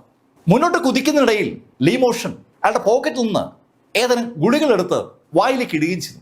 അയാളുടെ ശക്തി ഒന്നുകൂടി വർദ്ധിപ്പിക്കാനുള്ള ഉത്തേജക ഗുളികളാണ് അയാളെടുത്ത് കഴിക്കുന്നത്. ഇതൊക്കെ കണ്ട് ചിരിച്ചുകൊണ്ട് നിൽക്കുന്ന ആ പെൺകുട്ടി അയാളോട് പറഞ്ഞു, ആ ഗുളികളൊക്കെ നന്നായി കഴിച്ചിട്ട് വന്നാൽ മതി. ഒരു അപ്രന്റീസിനോട് സംസാരിക്കും പോലെയാണ് ആ പെൺകുട്ടി ഓടാൻ തുടങ്ങിയ ലീമോഷനോട് സംസാരിക്കുന്നത്. അത് കേട്ടതും ലീമോഷൻ അവിടെ നിന്നു. അയാൾ അവൾ പറഞ്ഞ പോലെ ആ ഗുളികൾ മുഴുവൻ വിഴുങ്ങി അയാളുടെ ഊർജം വീണ്ടെടുത്തതിന് ശേഷം മുന്നോട്ട് കുതിച്ചു. മുന്നോട്ട് അയാൾ കുതിച്ച് കണ്ണഞ്ചിക്കുന്ന വേഗതയിൽ ആ പെൺകുട്ടിയുടെ അടുത്തെത്തിയായിരുന്നു. ആ പെൺകുട്ടിയുടെ അടുത്തെത്തിയ അയാൾ ഒരു അക്ഷയിടി അതിശക്തമായി ഫുൾ പവറിൽ ആ പെൺകുട്ടിയുടെ മുഖം ലക്ഷ്യമാക്കിക്കൊണ്ട് അയാളുടെ കൈ പാഞ്ഞു വരികയാണ്. പാഞ്ഞു വന്നു എന്നല്ല, കൈ മുഖത്തിനടുത്തെത്തി. പക്ഷേ അയാളെ ഞെട്ടിച്ചുകൊണ്ട് ആ പെൺകുട്ടി അവിടെ നിന്ന് ഒഴിഞ്ഞു. ശുദ്ധശൂന്യതയുടെ ആ കൈ അങ്ങേ കടന്നു പോവുകയാണ്. കൈ കടന്നു പോയതും അയാളുടെ ശബ്ദം കേട്ടു. ഷേ, ഞാൻ ഇവിടെയാണല്ലോ ഉണ്ടായിരുന്നത്. ശബ്ദം അയാളുടെ തൊട്ട് പുറയുന്ന കേട്ടത്. ഞെട്ടിപ്പോയ ലീമോഷൻ പെട്ടെന്ന് ഞെട്ടിത്തിരിഞ്ഞ് പുറകോട്ട് നോക്കുമ്പോൾ ആ പെൺകുട്ടി അവിടെ ഇല്ല. ഇവിടെയായിരുന്നു. ശബ്ദം കേട്ട ദിക്കിലേക്ക് നോക്കാതെ അയാളുടെ ഒറ്റ ഇടി. ഇപ്പൊ അയാളുടെ ഇടതു ഭാഗത്താണ് ശബ്ദം കേട്ടത്. ആ ഇടി അയാള് ഇടിച്ചു കഴിഞ്ഞതും അയാള് ഒരു കാര്യം കാണുകയാണ്. അയാളുടെ തൊട്ട് മുന്നിൽ ആ പെൺകുട്ടി നിൽക്കുകയാണ്. ആ പെൺകുട്ടിയെ തൊട്ട് മുന്നിൽ കണ്ട ലീമോഷന്റെ കാൽ വിരലിലൂടെ ഒരു വിറയിൽ അങ്ങനെ കയറി വരുമ്പോഴേക്കും ആ പെൺകുട്ടിയുടെ ചുരുട്ടിയ മുഷ്ടി കൊണ്ട് അവൾ ആഞ്ഞൊരൊറ്റ ഇടി അയാളെ ഇടിക്കുകയും ചെയ്തു. അവളുടെ ആ മുഷ്ടി അയാളുടെ മുഖത്ത് ഇങ്ങനെ പതിക്കുമ്പോൾ ഒരു വൻ സ്ഫോടനത്തിൽ അയാൾ തെറിച്ചുപോയ ഒരു അനുഭവമാണ് അയാൾക്ക് അനുഭവപ്പെട്ടത്. ആ ഇടിയേറ്റ് അയാൾ തെറിച്ച് നേരത്തെ അയാൾ ചെന്ന് വീണ് ഇടിഞ്ഞുകൊണ്ടിരുന്ന ആ മതിൽ തകർത്ത് അയാൾ ആ മതിലിന്റെ ഇടയിലേക്ക് വീണു. ശരിക്കും ആ മതിൽ തകർന്നിങ്ങനെ വീഴുമ്പോൾ ആളുകൾ ആ കാഴ്ച കണ്ടു. രക്തം വാർന്ന് മരിച്ചു കിടക്കുന്ന ലീമോഷനെ. വെറും രണ്ടേ ഇടിയിൽ അതിശക്തനായ ലീമോഷനെ ആ പെൺകുട്ടി അവസാനിപ്പിച്ചിരിക്കുകയാണ്. ഇപ്പോൾ ഒരക്ഷരം പോലും പറയാതെ മുഴുവൻ ആളുകളും അങ്ങനെ നിശബ്ദരായി നിൽക്കുമ്പോൾ ആ പെൺകുട്ടി ലീമോഷനും നോക്കിയിട്ട് നീലിന് നേരെ നടന്നു വരികയാണ്. അപ്പോ റിച്ചാർഡ്സൺ ചാടി എണീറ്റ് ആ പെൺകുട്ടിയെ തൊഴുതു. സീനിയർ, അങ്ങേ ക്വീൻ കുടുംബത്തിന് വേണ്ടി ഞാൻ വണങ്ങുന്നു. ക്വീൻ റിച്ചാർഡ്സന്റെ ആ ഡയലോഗ് കേട്ടിട്ടും മൈൻഡ് ചെയ്യാതെ ആ പെൺകുട്ടി നടന്ന് നീലിന്റെ അടുത്തെത്തി. നീലിന്റെ അടുത്തെത്തിയ ആ പെൺകുട്ടി നീലിനോട് പറഞ്ഞു, എന്നൊന്ന് അഭിനന്ദിക്കാൻ നീ എന്താ മടിച്ചു നിൽക്കുന്നത്? നീലിനോട് ആ പെൺകുട്ടി ആ ചോദ്യം ചോദിച്ചതും നീല് അവളോട് പറഞ്ഞു, പോയി. ലിൻ മോഷൻ എന്ന അതിശക്തനായ ആ മാർഷൽ ആർട്ടിസ്റ്റിനെ 2 ഇടി കൊണ്ട് തകർത്ത് തരിപ്പണമാക്കി കൊന്ന ആ പെൺകുട്ടിയോട് നീല് പറഞ്ഞത് കേട്ടില്ലേ, പോയെന്ന്. അത് കേട്ടതും ആ പെൺകുട്ടി പറഞ്ഞു, അതെ നീൽ, എനിക്കറിയാം, അല്ലെങ്കിൽ എന്നെ കളിയാക്കാൻ നിനക്ക് വലിയ ഉത്സാഹമാണല്ലോ. വളരെ ഫ്രണ്ട്ലി ആയിട്ട് ആ പെൺകുട്ടി നീലോട് സംസാരിക്കുകയാണ്. ഹാൻസികയും അവളുടെ പിതാവും ഒക്കെ യാതൊണ്ട് ശ്വാസം നിലച്ചുപോലെ നിൽക്കുകയാണ്. അതിശക്തനായ ലിൻ മോഷനെ വെറും 2 പഞ്ചിൽ അവസാനിപ്പിച്ച ആ പെൺകുട്ടി നീലിന്റെ അടുത്ത സുഹൃത്താണ്. ആ പെൺകുട്ടി നീലിനോട് ഇടപെടുന്നത് കാണുമ്പോൾ അത് ആർക്ക് മനസ്സിലാവും. പെട്ടെന്ന് അവൾ എന്തോ ആലോചിച്ച പോലെ നീലിനോട് പറഞ്ഞു, നീൽഗ്രി, എനിക്ക് ചില കാര്യങ്ങൾ പറയാനുണ്ട്. അത് കേട്ടതും നീല് അവളോട് പറഞ്ഞു, നമുക്ക് അത് പിന്നീട് സംസാരിക്കാം. ഇപ്പോ എനിക്കിവിടെ ചില കാര്യങ്ങൾ കൂടി ചെയ്യാനുണ്ട്. അങ്ങനെ പറഞ്ഞിട്ട് നീല് പോക്കറ്റിൽ നിന്ന് ഒരു പിൽസ് എടുത്ത് വായ്ക്കകത്തേക്ക് വെച്ചു. നീലിന്റെ ഡാൻറ്റൈൻ പോയിന്റിൽ ഉണ്ടായിരുന്ന ആ ട്രൂ എനർജി ഏതാണ്ട് പൂർണ്ണമായും നീല് ആ ബേണിംഗ് ഫ്ലെയിം ഉണ്ടാക്കാൻ വേണ്ടി ഉപയോഗിച്ചിരുന്നു. വീണ്ടും ശരീരത്തിനുള്ളിൽ ഇന്റേണൽ എനർജി സ്വരൂപിക്കേണ്ട ആവശ്യകത നീലിനുണ്ട്. നീല് ആ പിൽസ് ഒന്ന് വിഴുങ്ങി 1 സെക്കൻഡ് കണ്ണടച്ച് നിന്നതിന് ശേഷം മുന്നോട്ട് നടക്കുകയാണ്. നീല് നടന്നു വരുന്നത് തന്റെ നേരെയാണെന്ന് ക്വീൻ റിച്ചാർഡ്സന് മനസ്സിലായി. അത് മനസ്സിലാക്കിയ ക്വീൻ റിച്ചാർഡ്സൺ അവന്റെ കാൽമുട്ടുകൾ തറയിൽ ചേർത്ത് പിടിച്ചുകൊണ്ട് 2 കൈയും കൂപ്പി നീലിനെ തൊഴുകയാണ്. മിസ്റ്റർ നീൽഗ്രി, ദയവായി എന്നോട് ക്ഷമിക്കണം. ഞാൻ ഒരിക്കലും ഇനി സിയ റൂട്ട്സിനെ ശല്യം ചെയ്യത്തില്ല. ഞാൻ സിയുടെ വഴിയെ പോലും വരത്തില്ല. സി എന്ന പദം പോലും ഞാൻ പറയത്തില്ല. ക്വീൻ കുടുംബത്തിന്റെ ക്വീൻ റിച്ചാർഡ്സൺ സകല ആളുകളെയും കണ്ടോണ്ട് നിൽക്കെ മുട്ടുകുത്തി ദയനീയമായി മാപ്പപേക്ഷിക്കുകയാണ്. അതിന് മറുപടിയായി നീല് അവരോട് പറഞ്ഞു, ഹേയ് റിച്ചാർഡ്സൺ, നീ തൊടാൻ പാടില്ലാത്ത ആളുകളെയാണ് തൊട്ടത്. അത് എനിക്ക് അംഗീകരിക്കാനാവില്ല. അത് മാത്രമല്ല, ശത്രുക്കളോട് ദയ അതെന്റെ നിഘണ്ടുവില്ലാത്ത ഒരു വാക്കാണ്. ഒരു ശത്രുക്കളെയും ഞാൻ വെച്ചുകൊണ്ടിരിക്കില്ല. അങ്ങനെ നീല് പറയുമ്പോഴേക്കും നീല് റിച്ചാർഡ്സന്റെ അടുത്ത് എത്തിക്കഴിഞ്ഞു. അവൻ എന്തെങ്കിലും ചെയ്യാൻ കഴിയുമ്പോ നീല് അവന്റെ കഴുത്തി പിടിച്ച് അവനെടുത്ത് പൊക്കുകയും ചെയ്തു. ശരിക്കും ആളുകൾ അമ്പരം നിൽക്കുമ്പോൾ നീല് ആ വലത് കൈ ഒന്ന് മുറുക്കി. ടക് ടക് എന്ന ശബ്ദം മാത്രമാണ് ആളുകൾ കേട്ടത്. ക്വീൻ റിച്ചാർഡ്സൺ എന്ന ആ ക്വീൻ കുടുംബത്തിന്റെ യങ് മാസ്റ്റർ അവിടെ അങ്ങനെ അങ്ങ് അവസാനിച്ചു. അവന്റെ തല കഴുത്തിൽ ഒന്ന് ചാഞ്ഞതും നീല് അവനെ തറയിലേക്ക് ഇട്ടു. ശരിക്കും ഈ ജഗൻ പ്രോവിൻസിനകത്ത് സകലരും ഭയത്തോടെ മാത്രം ഉച്ചരിച്ചിരുന്ന ഒരു പേരാണ് ക്വിൻ റിച്ചാർഡ്സൺ. അയാളെയാണ് ഒരു കോഴിയുടെ കഴുത്ത് ഞെരിക്കുന്ന പോലെ നീല് ഞെരിച്ചു കൊന്നത്. അവരൊന്നും ചെയ്യാൻ പറ്റിയില്ല. ഈ കാഴ്ച കണ്ട റിച്ചാർഡ്സന്റെ പിതാവ് കാൻഹായ് ഒരു വാളുമായി മുന്നോട്ടൊരൊറ്റ കുതിപ്പ്. അയാൾക്കറിയാം നീലിന്റെ ബോഡിയിൽ ഇപ്പോ ട്രൂ എനർജിയുടെ സാന്നിധ്യം വളരെ വളരെ കുറച്ചേ ഉള്ളൂ എന്ന്. നീല് ശരിക്കും ക്ഷീണിതനാണ്. നീല് നേരത്തെ സിയുടെ ബോഡിയിൽ താങ്ങി നിൽക്കുന്നത് അയാൾ കണ്ടതാണ്. ഈ സമയത്ത് നീലിനെ അവസാനിപ്പിക്കുന്നതാണ് എളുപ്പമെന്ന് അറിയാവുന്ന കാൻഹായ് മകനെ കൊന്ന ആ നീലിനെ അവസാനിപ്പിക്കാനായി മുന്നോട്ട് കുതിച്ച് ഒരൊറ്റ വെട്ട്. കാൻഹായ് ആ വാളുകൊണ്ട് നീല് ആഞ്ഞു വെട്ടുമ്പോഴേക്കും നീലിന്റെ കയ്യിൽ ആ ഡ്രാഗൺ സോഡ് പ്രത്യക്ഷപ്പെട്ട് കഴിഞ്ഞിരുന്നു. ആ സോഡ് ഒന്ന് ചലിച്ചതും കാൻഹായിയുടെ കയ്യിലുണ്ടായിരുന്ന ആ വാള് കഷ്ണങ്ങളായി അങ്ങ് ചിതറി. ആ കാഴ്ച കണ്ടതും കാൻഹായിയുടെ ക്വിൻ കുടുംബത്തിലെ ആളുകൾ ഒന്നടങ്കം മുന്നോട്ട് കുതിച്ചു. നീൽ ഉടൻ കാലുയർത്തി കാൻഹായെ ഒരു ചവിട്ടി ചവിട്ടിയിട്ട് പോക്കറ്റിൽ നിന്ന് 3-4 പിൽസ് കയ്യിലെടുത്ത് അത് ഒന്നൊന്നായി അങ്ങ് വിഴുങ്ങി. ബോഡിക്കുള്ളിൽ ട്രൂ എനർജി ജനറേറ്റ് ചെയ്യാൻ കഴിയുന്ന ജനറേറ്റിംഗ് പിൽസ് ആണ് ഇപ്രാവശ്യം നീല് കഴിച്ചത്. തൽഫലമായി നീലിന്റെ ബോഡിയിലേക്ക് ആ ഊർജ്ജം ഇങ്ങനെ എക്സ്പ്ലോഡ് ചെയ്ത് വരുമ്പോൾ നീലിന് നേരെ കുതിച്ചു പാഞ്ഞു വരികയാണ് ആ ക്വിൻ കുടുംബത്തിലെ ആളുകൾ. ആ കാഴ്ച കണ്ടതും ആ പെൺകുട്ടി നീലോട് ചോദിച്ചു, നീൽ എന്റെ സഹായം വേണോ? ഏയ് വേണ്ട. നീല് അങ്ങനെ പറഞ്ഞുകൊണ്ട് ആ ഡ്രാഗൺ സോഡുമായി ആ പാഞ്ഞു വരുന്ന ആളുകളുടെ ഇടയിലേക്ക് കൊടുങ്കാറ്റിന്റെ വേഗതയിലേക്ക് കുതിച്ചു കയറുകയാണ്.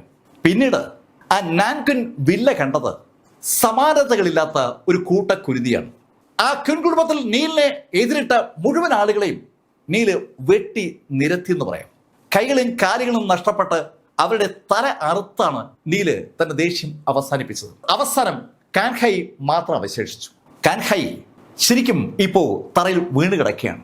അയാൾക്കൊപ്പം ഉണ്ടായിരുന്ന ആ ക്വിൻ കുടുംബത്തിലെ മുഴുവൻ ആളുകളെയും നീല് കൊന്ന് കൊല വിളിച്ചപ്പോ നീലിന്റെ ഡ്രസ്സ് മുഴുവൻ രക്തം പറ്റിപ്പിടിച്ചിരിക്കുകയാണ്.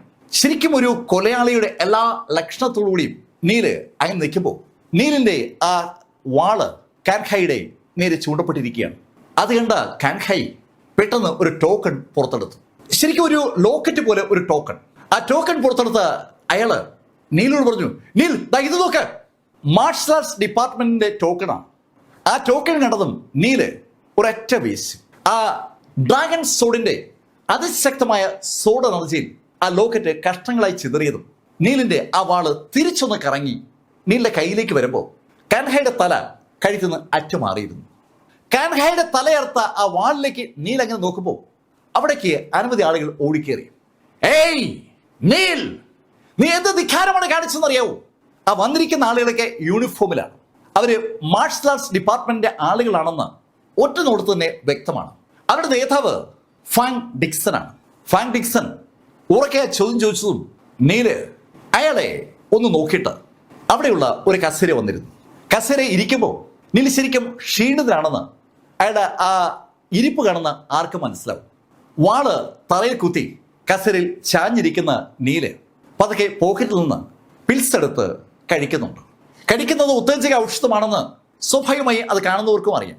ഉത്തേജക ഔഷധം വഴി ഒരാളുടെ ബോഡിയിലെ നഷ്ടപ്പെട്ട ഊർജ്ജം വീണ്ടെടുക്കുന്നതിന് ഒരു പരിധിയുണ്ട്. ഊർജ്ജം വീണ്ടെടുക്കാൻ അയാൾക്ക് വേണ്ടത് സമയമാണ്. നിശ്ചിത സമയം വേണം ശരീരത്തിലെ ഊർജ്ജം തിരിച്ചു വരാൻ.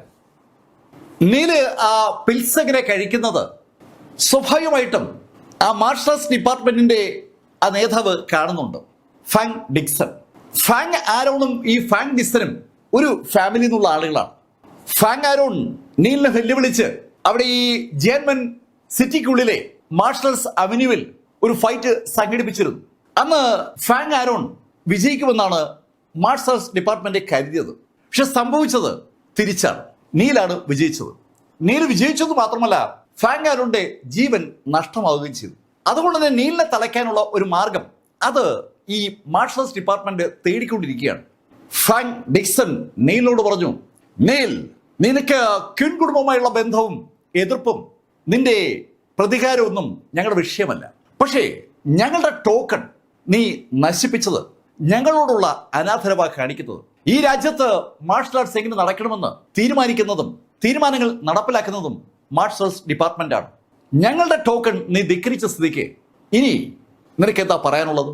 അതിന് മറുപടിയായി നീല് അയാളോട് പറഞ്ഞു, ഏയ്, നിന്റെ ഈ വാചക കസത്തൊന്നും എന്നോട് വേണ്ട. നീ എന്താ ചെയ്യാൻ ഉദ്ദേശിക്കുന്ന വെച്ചാൽ അതങ്ങ് ചെയ്. ഒരു ധിക്കാരിയുടെ എല്ലാ രൂപഭാവങ്ങളും ആ സമയത്ത് നീലിലുണ്ട്. നീൽ ആ വാചകം അങ്ങനെ പറയുമെന്ന് അവിടെ സന്നിഹിതരായ ആരും കരുതിയില്ല എന്നതാണ് സത്യം. മാർഷൽ ആർട്സ് ഡിപ്പാർട്ട്മെന്റുമായി ബന്ധപ്പെട്ട ആളുകൾക്ക് ഒരു വിലയും കൊടുക്കാതെ നീല് ആ ഡയലോഗ് പറഞ്ഞതും ഫാങ്ക് ഡിക്സൺ അയാളുടെ കൂട്ടാളിയോട് പറഞ്ഞു, അറ്റാക്ക്. നീല് പരിക്ക് പറ്റിയിരിക്കുകയാണെന്ന് അയാൾക്ക് നന്നായിട്ട് അറിയാം. അയാളുടെ ഭയം നേരത്തെ കണ്ട ആ പെൺകുട്ടിയാണ്. അവളെങ്ങാനും ഈ വിഷയത്തിൽ കയറി ഇടപെടുമോ എന്നുള്ളൊരു ഭയം അയാൾക്കുണ്ട്. പക്ഷേ അയാൾ കൺകോണിലൂടെ ആ കാഴ്ച കണ്ടു. സീയുടെ അടുത്ത് നിൽക്കുന്ന ആ പെൺകുട്ടി ഈ വിഷയത്തിൽ ശ്രദ്ധിക്കുന്നതേ ഇല്ല. അതിൻ്റെ ഒരു ആശ്വാസം മുന്നോട്ട് കുതിക്കുമ്പോൾ അയാളുടെ മുഖത്തുണ്ട്. പക്ഷേ മുന്നോട്ട് അയാൾ 2 സ്റ്റെപ്പ് വെച്ചപ്പോൾ പെട്ടെന്ന് അയാളും അയാൾക്കൊപ്പമുള്ള ആളുകളും അറിയാതെ നിന്നു പോവുകയാണ്. ആ എൻറ്റയർ ടീമിന്റെയും കഴുത്തിൽ വാളുകൾ ചൂണ്ടപ്പെട്ടിരിക്കുകയാണ്. മാർഷൽ ആർട്സ് ഡിപ്പാർട്ട്മെന്റുമായി ബന്ധപ്പെട്ട എല്ലാവരുടെ കഴുത്തിലും മിനിമം 2 വാളുകൾ വീതം ചേർന്ന് നിൽക്കുകയാണ്. ആ വാള് ചേർത്ത് പിടിച്ചിരിക്കുന്നത് മുഖംമൂടി ധരിച്ച കറുത്ത വസ്ത്രധാരികളാണ്. ഫെങ് ഡിക്സന്റെ കഴുത്തിൽ ആ വാള് ചൂണ്ടിയിരിക്കുന്ന ലിങ്ഡൺ ഫെങ് ഡിക്സനോട് പറഞ്ഞു, ആ മനുഷ്യനെ തൊടാൻ നിങ്ങൾക്ക് അധികാരമില്ല. വളരെ മുഴക്കമുള്ള ശബ്ദത്തിൽ മാസ്ക് ധാരിയായ ലിങ്ഡൺ ആ ഡയലോഗ് പറഞ്ഞപ്പോൾ കസേരയിൽ ഇരിക്കുകയായിരുന്ന നീല് എണീറ്റു. അവിടെ നടക്കുന്ന സംഭവങ്ങളുമായി തനിക്ക് ഒരു ബന്ധവുമില്ല എന്ന ഒരു ശൈലിയിൽ നീല് പരിക്കേറ്റിടക്കുന്ന രാക്ഷസന്റെ അടുത്തേക്ക് നടക്കുകയാണ്. ഇത് സ്വാഭാവികമായിട്ടും ഫെങ് ഡിക്സൺ കണ്ടു. അയാള് നീലൊന്ന് നോക്കിയിട്ട് പെട്ടെന്ന് അങ്ങ് തിരിഞ്ഞു. തിരിച്ച് അപ്രതീക്ഷിതമായി ഫെങ് ഡിക്സൺ തിരിഞ്ഞ് അയാളുടെ കൈ കൊണ്ട് ആഞ്ഞു നടിച്ചതും ലിങ്ഡന്റെ ആ വാള് ലിങ്ഡന്റെ കൈ നിന്ന് തെറിച്ചു. തികച്ചും അപ്രതീക്ഷിതമായിട്ടുള്ള ആ അറ്റാക്കിൽ ലിങ്ഡൺ ഒന്ന് പതറിപ്പോയതാണ്. ലിങ്ഡൺ വിചാരിച്ചില്ല ഈ കക്ഷി ആ സമയത്ത് അങ്ങനെ അറ്റാക്ക് ചെയ്യുന്നു. ഒന്ന് പതറിപ്പോയ ലിങ്ഡൺ കുനിഞ്ഞ് വാളെടുക്കാൻ ശ്രമിക്കുന്നിടയിൽ ഫെങ് ഡിക്സൺ മുന്നോട്ട് കുതിക്കുകയാണ്. രാക്ഷസിക്ക് നേരെ നടക്കുന്ന നീലിനെ ലക്ഷ്യമിട്ടുകൊണ്ടാണ് അയാള് പാഞ്ഞു ചെല്ലുന്നത്. ഈ കാഴ്ച സിയ ഉൾപ്പെടെ സകല ആളുകളും കാണുന്നുണ്ട്. എന്താണ് സംഭവിക്കുന്നതെന്ന് ആളുകൾക്ക് ഒരു വ്യക്തത വരും മുമ്പ് ഫെങ് ഡിക്സൺ നീലിന്റെ തൊട്ടുപുറകിൽ എത്തിക്കഴിഞ്ഞു. നീലിന്റെ തൊട്ടുപുറകിൽ എത്തിയ അയാൾ ചാടി ഉയർന്ന ഒരു അച്ചായി ഇടി. അയാളുടെ കൈ വായുവിൽ നിന്ന് ശക്തമായി നീൽ നേരെ പാഞ്ഞു വരുമ്പോഴും നീല് മുന്നോട്ട് നടക്കുകയാണ്. ആ ഒറ്റ ഇടിയിൽ നീല് താഴെ വീഴണം. അതിനുവേണ്ടി നീലിന്റെ തല ലക്ഷ്യമാക്കിയാണ് ഫെങ് ഡിക്സൺ ആഞ്ഞിടിച്ചത്. പക്ഷെ അയാളുടെ ആ മുഷ്ടി നീലിന്റെ ബോഡിയിൽ നിന്ന് ഏകദേശം ഒരു 2 അടിയുടെ അടുത്തെത്തിയപ്പോൾ പെട്ടെന്ന് മതിലിടിച്ച പോലെ ഒരു ശബ്ദം ആളുകൾ കേൾക്കുകയാണ്. ആ ശബ്ദത്തോടൊപ്പം ആളുകൾ ആ കാഴ്ച കൂടി കണ്ടു. ഫെങ് ഡിക്സൺ പുറകോട്ട് മറിഞ്ഞു വീഴുന്ന കാഴ്ച. നീല് ഫെങ് ഡിക്സനെ തൊട്ടിട്ടില്ല എന്നത് സകലരും കണ്ട കാര്യമാണ്. നീലിന്റെ അടുത്തേക്ക് പോലും അയാൾക്ക് എത്താൻ പറ്റിയില്ല. നീലിന് ചുറ്റും അദൃശ്യമായ ഒരു കവറുണ്ട്. ആ കവറ് ശരിക്കും നീലിന്റെ അവശേഷിച്ച ഇന്റേണൽ എനർജി ഉപയോഗിച്ച് സൃഷ്ടിച്ചതാണ്. ആ കസര ഇരിക്കുന്നിടയിൽ നീല് കഴിച്ച ആ ഉത്തേജക ഔഷധം, ആ പിൽസ് നീലിൽ ആവശ്യമായ ഇന്റേണൽ എനർജി സൃഷ്ടിച്ചു എന്നതാണ് സത്യം. അതുപയോഗിച്ച് ഒരു എനർജി ബാരിയർ സൃഷ്ടിച്ച നീല് ആ എനർജി ബാരിയർ റൈറ്റ് ടൈമിൽ ഫെങ്ങിന് മുന്നിൽ അവതരിപ്പിച്ചതും ഫെങ് ആ കെണിയിൽ വീഴുകയായിരുന്നു. ശരിക്കും ആ മതിലിടിച്ച് അയാൾ തെറിച്ചു വീണതും അയാൾ ആകെ ഭയന്നുപോയി. അപ്പോഴാണ് ലിങ്ഡന്റെ ശബ്ദം കേൾക്കുന്നത്. മാസ്റ്റർ, ഇവരെന്താ ചെയ്യേണ്ടത്? ഏയ്, അതൊക്കെ ചീള് കേസുകളാണ്, ചവറുകളാണ്. അവരെ വിട്ടേക്ക്. നിങ്ങള് അകത്ത് സിയുടെ മാതാപിതാക്കളുണ്ട്, അവരെ കണ്ടെത്തി അവരെ റൂട്ട്സ് കുടുംബത്തിൽ എത്തിക്കാൻ നോക്ക്. സിയുടെ അച്ഛനെയും അമ്മയും അകത്ത് തടവിലിട്ടിരിക്കുകയാണ്. അവരെ അവിടുന്ന് റൂട്ട്സ് കുടുംബത്തിൽ എത്തിക്കാനുള്ള ഉത്തരവ് ലിങ്ഡന് ടീമിന് കൊടുത്തിട്ട് നീല് രാക്ഷസിയുടെ അടുത്തെത്തി. രാക്ഷസിക്ക് കാര്യമായ പരിക്കുണ്ട്. കമാൻഡർ ബായി എന്ന രാക്ഷസ ആ ലീ മോഷനുമായിട്ടുള്ള ആ ഫൈറ്റിൽ അതിശക്തമായി ആഞ്ഞിടിച്ചപ്പോൾ തിരിച്ചു കിട്ടിയ ആ ഇടി അയാളുടെ വലത് കൈ ഏതാണ്ട് തകർത്തിരിക്കുകയാണ്. നീല് അത് കണ്ടു. നീല് താൽക്കാലിക ആശ്വാസത്തിനായി രാക്ഷസിക്ക് ഒരു ഗുളി കൊടുത്തു. രാക്ഷസ് ഉടൻ തന്നെ ആ ഗുളി കഴിക്കുകയും ചെയ്തു. ഒരു വാം അനുഭവം ആ ഗുളിക അയാളുടെ ബോഡിക്കുള്ളിൽ ഉണ്ടാക്കുന്നുണ്ട്. ഒരു ചെറിയ ആശ്വാസം കമാൻഡർ ബായിക്ക് ഉണ്ടായെന്ന അർത്ഥം. കമാൻഡർ ബായി എന്ന രാക്ഷസോടായി നീല് പറഞ്ഞു, ഇനി കുറച്ചു ദിവസത്തേക്ക് ഈ കൈ അനക്കണ്ട. നീൽ അത് പറയുമ്പോൾ അത് കേട്ടുകൊണ്ട് നിൽക്കുന്ന ആൾക്കാർക്ക് വല്ലാത്തൊരു അതിശയം ഫീൽ ചെയ്യാണ്. അവർക്ക് എല്ലാവർക്കും ആ കാഴ്ച ഇപ്പൊ കാണാം. രാക്ഷസയുടെ വലം കൈ ഏതാണ്ട് പൂർണ്ണമായി തകർന്നിരിക്കുകയാണ്, ഒടിഞ്ഞു നുറുങ്ങിയിരിക്കണം എന്ന് പറയാം. ആ കൈ ഇനി ജീവിതത്തിൽ ഒരിക്കലും നേരാകില്ല എന്നതാണ് സത്യം. ആ യാഥാർത്ഥ്യം എല്ലാവർക്കും അറിയാം. പക്ഷെ നീല് പറഞ്ഞത് ഇനി കുറച്ചു ദിവസത്തേക്ക് ആ കൈ ഉപയോഗിക്കേണ്ടതാണ്. നീല് രാക്ഷസയെ എണീപ്പിച്ചിട്ട് ലിങ്ഡൻ ടീമിനോട് പറഞ്ഞു, രാക്ഷസയെ വീട്ടിലെത്തിക്കും. അതിനുശേഷം നീല് സിയുടെ അടുത്തേക്ക് വന്നു. സിയ ഈ സമയത്ത് ആ 18 വയസ്സുള്ള പെൺകുട്ടിയുടെ അടുത്ത് അങ്ങനെ നിശ്ചലയായി നിൽക്കുകയാണ്. അവളുടെ ഉള്ളിലെ ആ ഭയം, ക്യൂൻ കുടുംബത്തിലെ റിച്ചാർഡ്സണുമായി അവളുടെ വിവാഹം നടക്കുമെന്നുള്ള ആ ഭയം, ഇത് അവസാനിച്ചിരിക്കുന്നു. ആ യാഥാർത്ഥ്യത്തോടെ പൊരുത്തപ്പെടാൻ ശരിക്കും സിയയ്ക്ക് ഒരു ബുദ്ധിമുട്ട്. ഒരിക്കലും സംഭവിക്കില്ല എന്ന് അവൾ കരുതിയിരുന്ന ഒരു കാര്യമാണ് കഴിഞ്ഞ നിമിഷങ്ങളിൽ അവിടെ സംഭവിച്ചിരിക്കുന്നത്. ക്യൂൻ കുടുംബം അവളെ സംബന്ധിച്ചിടത്തോളം ഭയപ്പെടുത്തുന്ന ഒരു എൻറ്റിറ്റി ആയിരുന്നു. അതൊരു യാഥാർത്ഥ്യമായിരുന്നു.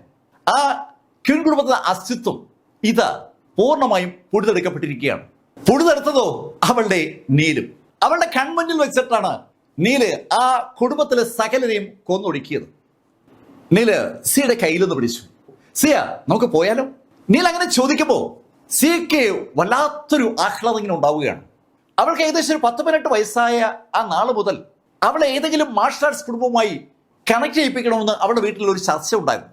ആ ചർച്ച സ്വാഭാവികമായിട്ടും അനവധി മാർഷൽ ആർട്സ് കുടുംബങ്ങളുമായി ബന്ധപ്പെട്ടുള്ള വിവാഹ ആലോചനയിലേക്ക് പോയിക്കൊണ്ടിരിക്കുമ്പോഴാണ് യഥാർത്ഥത്തിൽ ക്യൂൻ കുടുംബത്തിൽ നിന്ന് ഇങ്ങോട്ടൊരു ആലോചന വരുന്നത്. അയാളെ കണ്ടപ്പോഴേ സിയയ്ക്ക് അയാൾ ഇഷ്ടപ്പെടാത്തതുകൊണ്ടാണ് ശരിക്കും സിയ ഈ ജിയാങ്നൻ സിറ്റിയിൽ നിന്ന് റിവർ സിറ്റിയിലേക്ക് പലായനം ചെയ്തത്. അവൾ അവിടെ ഈ റൂട്ട്സ് കുടുംബത്തിന്റെ പിന്തുണയോടുകൂടി ഒരു വലിയ കമ്പനി തന്നെ ബിൽഡ് ചെയ്തത് യഥാർത്ഥത്തിൽ ഈ ക്യൂൻ കുടുംബത്തിൽ നിന്ന് രക്ഷപ്പെടാൻ വേണ്ടിയായിരുന്നു. അവൾ ഭയപ്പെട്ട എല്ലാ കാര്യങ്ങളും അവളിൽ നിന്ന് അന്യമാവുകയാണ്. ഒരുപാട് സന്തോഷം സിയുടെ ഉള്ളിലേക്ക് ഇങ്ങനെ വരുമ്പോൾ അവൾ പോലും അറിയാതെ നീലിനൊപ്പം ചേർന്ന് പോവുകയാണ്. ഈ സമയത്ത് ശരിക്കും അവിടെ അങ്ങനെ സ്തംഭിച്ച് നിൽക്കുകയാണ് നമ്മുടെ 18 വയസ്സുകാരി. നീലും സിയയും കൂടി അല്പദൂരം നടന്നപ്പോഴാണ് യഥാർത്ഥത്തിൽ അവൾക്ക് ബോധം ഉണ്ടായത്. അവള് പെട്ടെന്ന് തിരിഞ്ഞ് നീലിനടുത്തേക്ക് ഓടി. നീൽ, എനിക്കൊരു കാര്യം പറയാനുണ്ട്. നമുക്ക് വീട്ടിൽ പോയിട്ട് പറയാം. അങ്ങനെ പറഞ്ഞ് നീല് വാഹനത്തിലേക്ക് കയറി. കൂടെ സിയും ആ പെൺകുട്ടിയും. വീട്ടിൽ മടങ്ങിയെത്തിയ നീലിന്റെ മുകളിലത്തെ മുറിയിലേക്ക് പോയി. ശരിക്കും നീലിന്റെ ബോഡിയിൽ ഒരുപാട് പരിക്കുകളുണ്ട്. ആ പരിക്കുകൾ ഭേദമാകാനുള്ള ഒരു സമയം നീലിന് വേണം. നീല് അവിടെ ആ മുറി കയറിയതും വാതിലുകൾ അടഞ്ഞു. കൾട്ടിവേഷൻ പൊസിഷനിലേക്ക് ഇരുന്ന നീല് ആ ബ്ലാക്ക് സ്റ്റോൺ പുറത്തെടുത്തതും അതിൽ നിന്ന് ശരിക്കും സ്പിരിച്വൽ എനർജി ആ എൻ്റെ മുറി മുഴുവൻ അങ്ങ് വ്യാപിക്കുകയാണ്.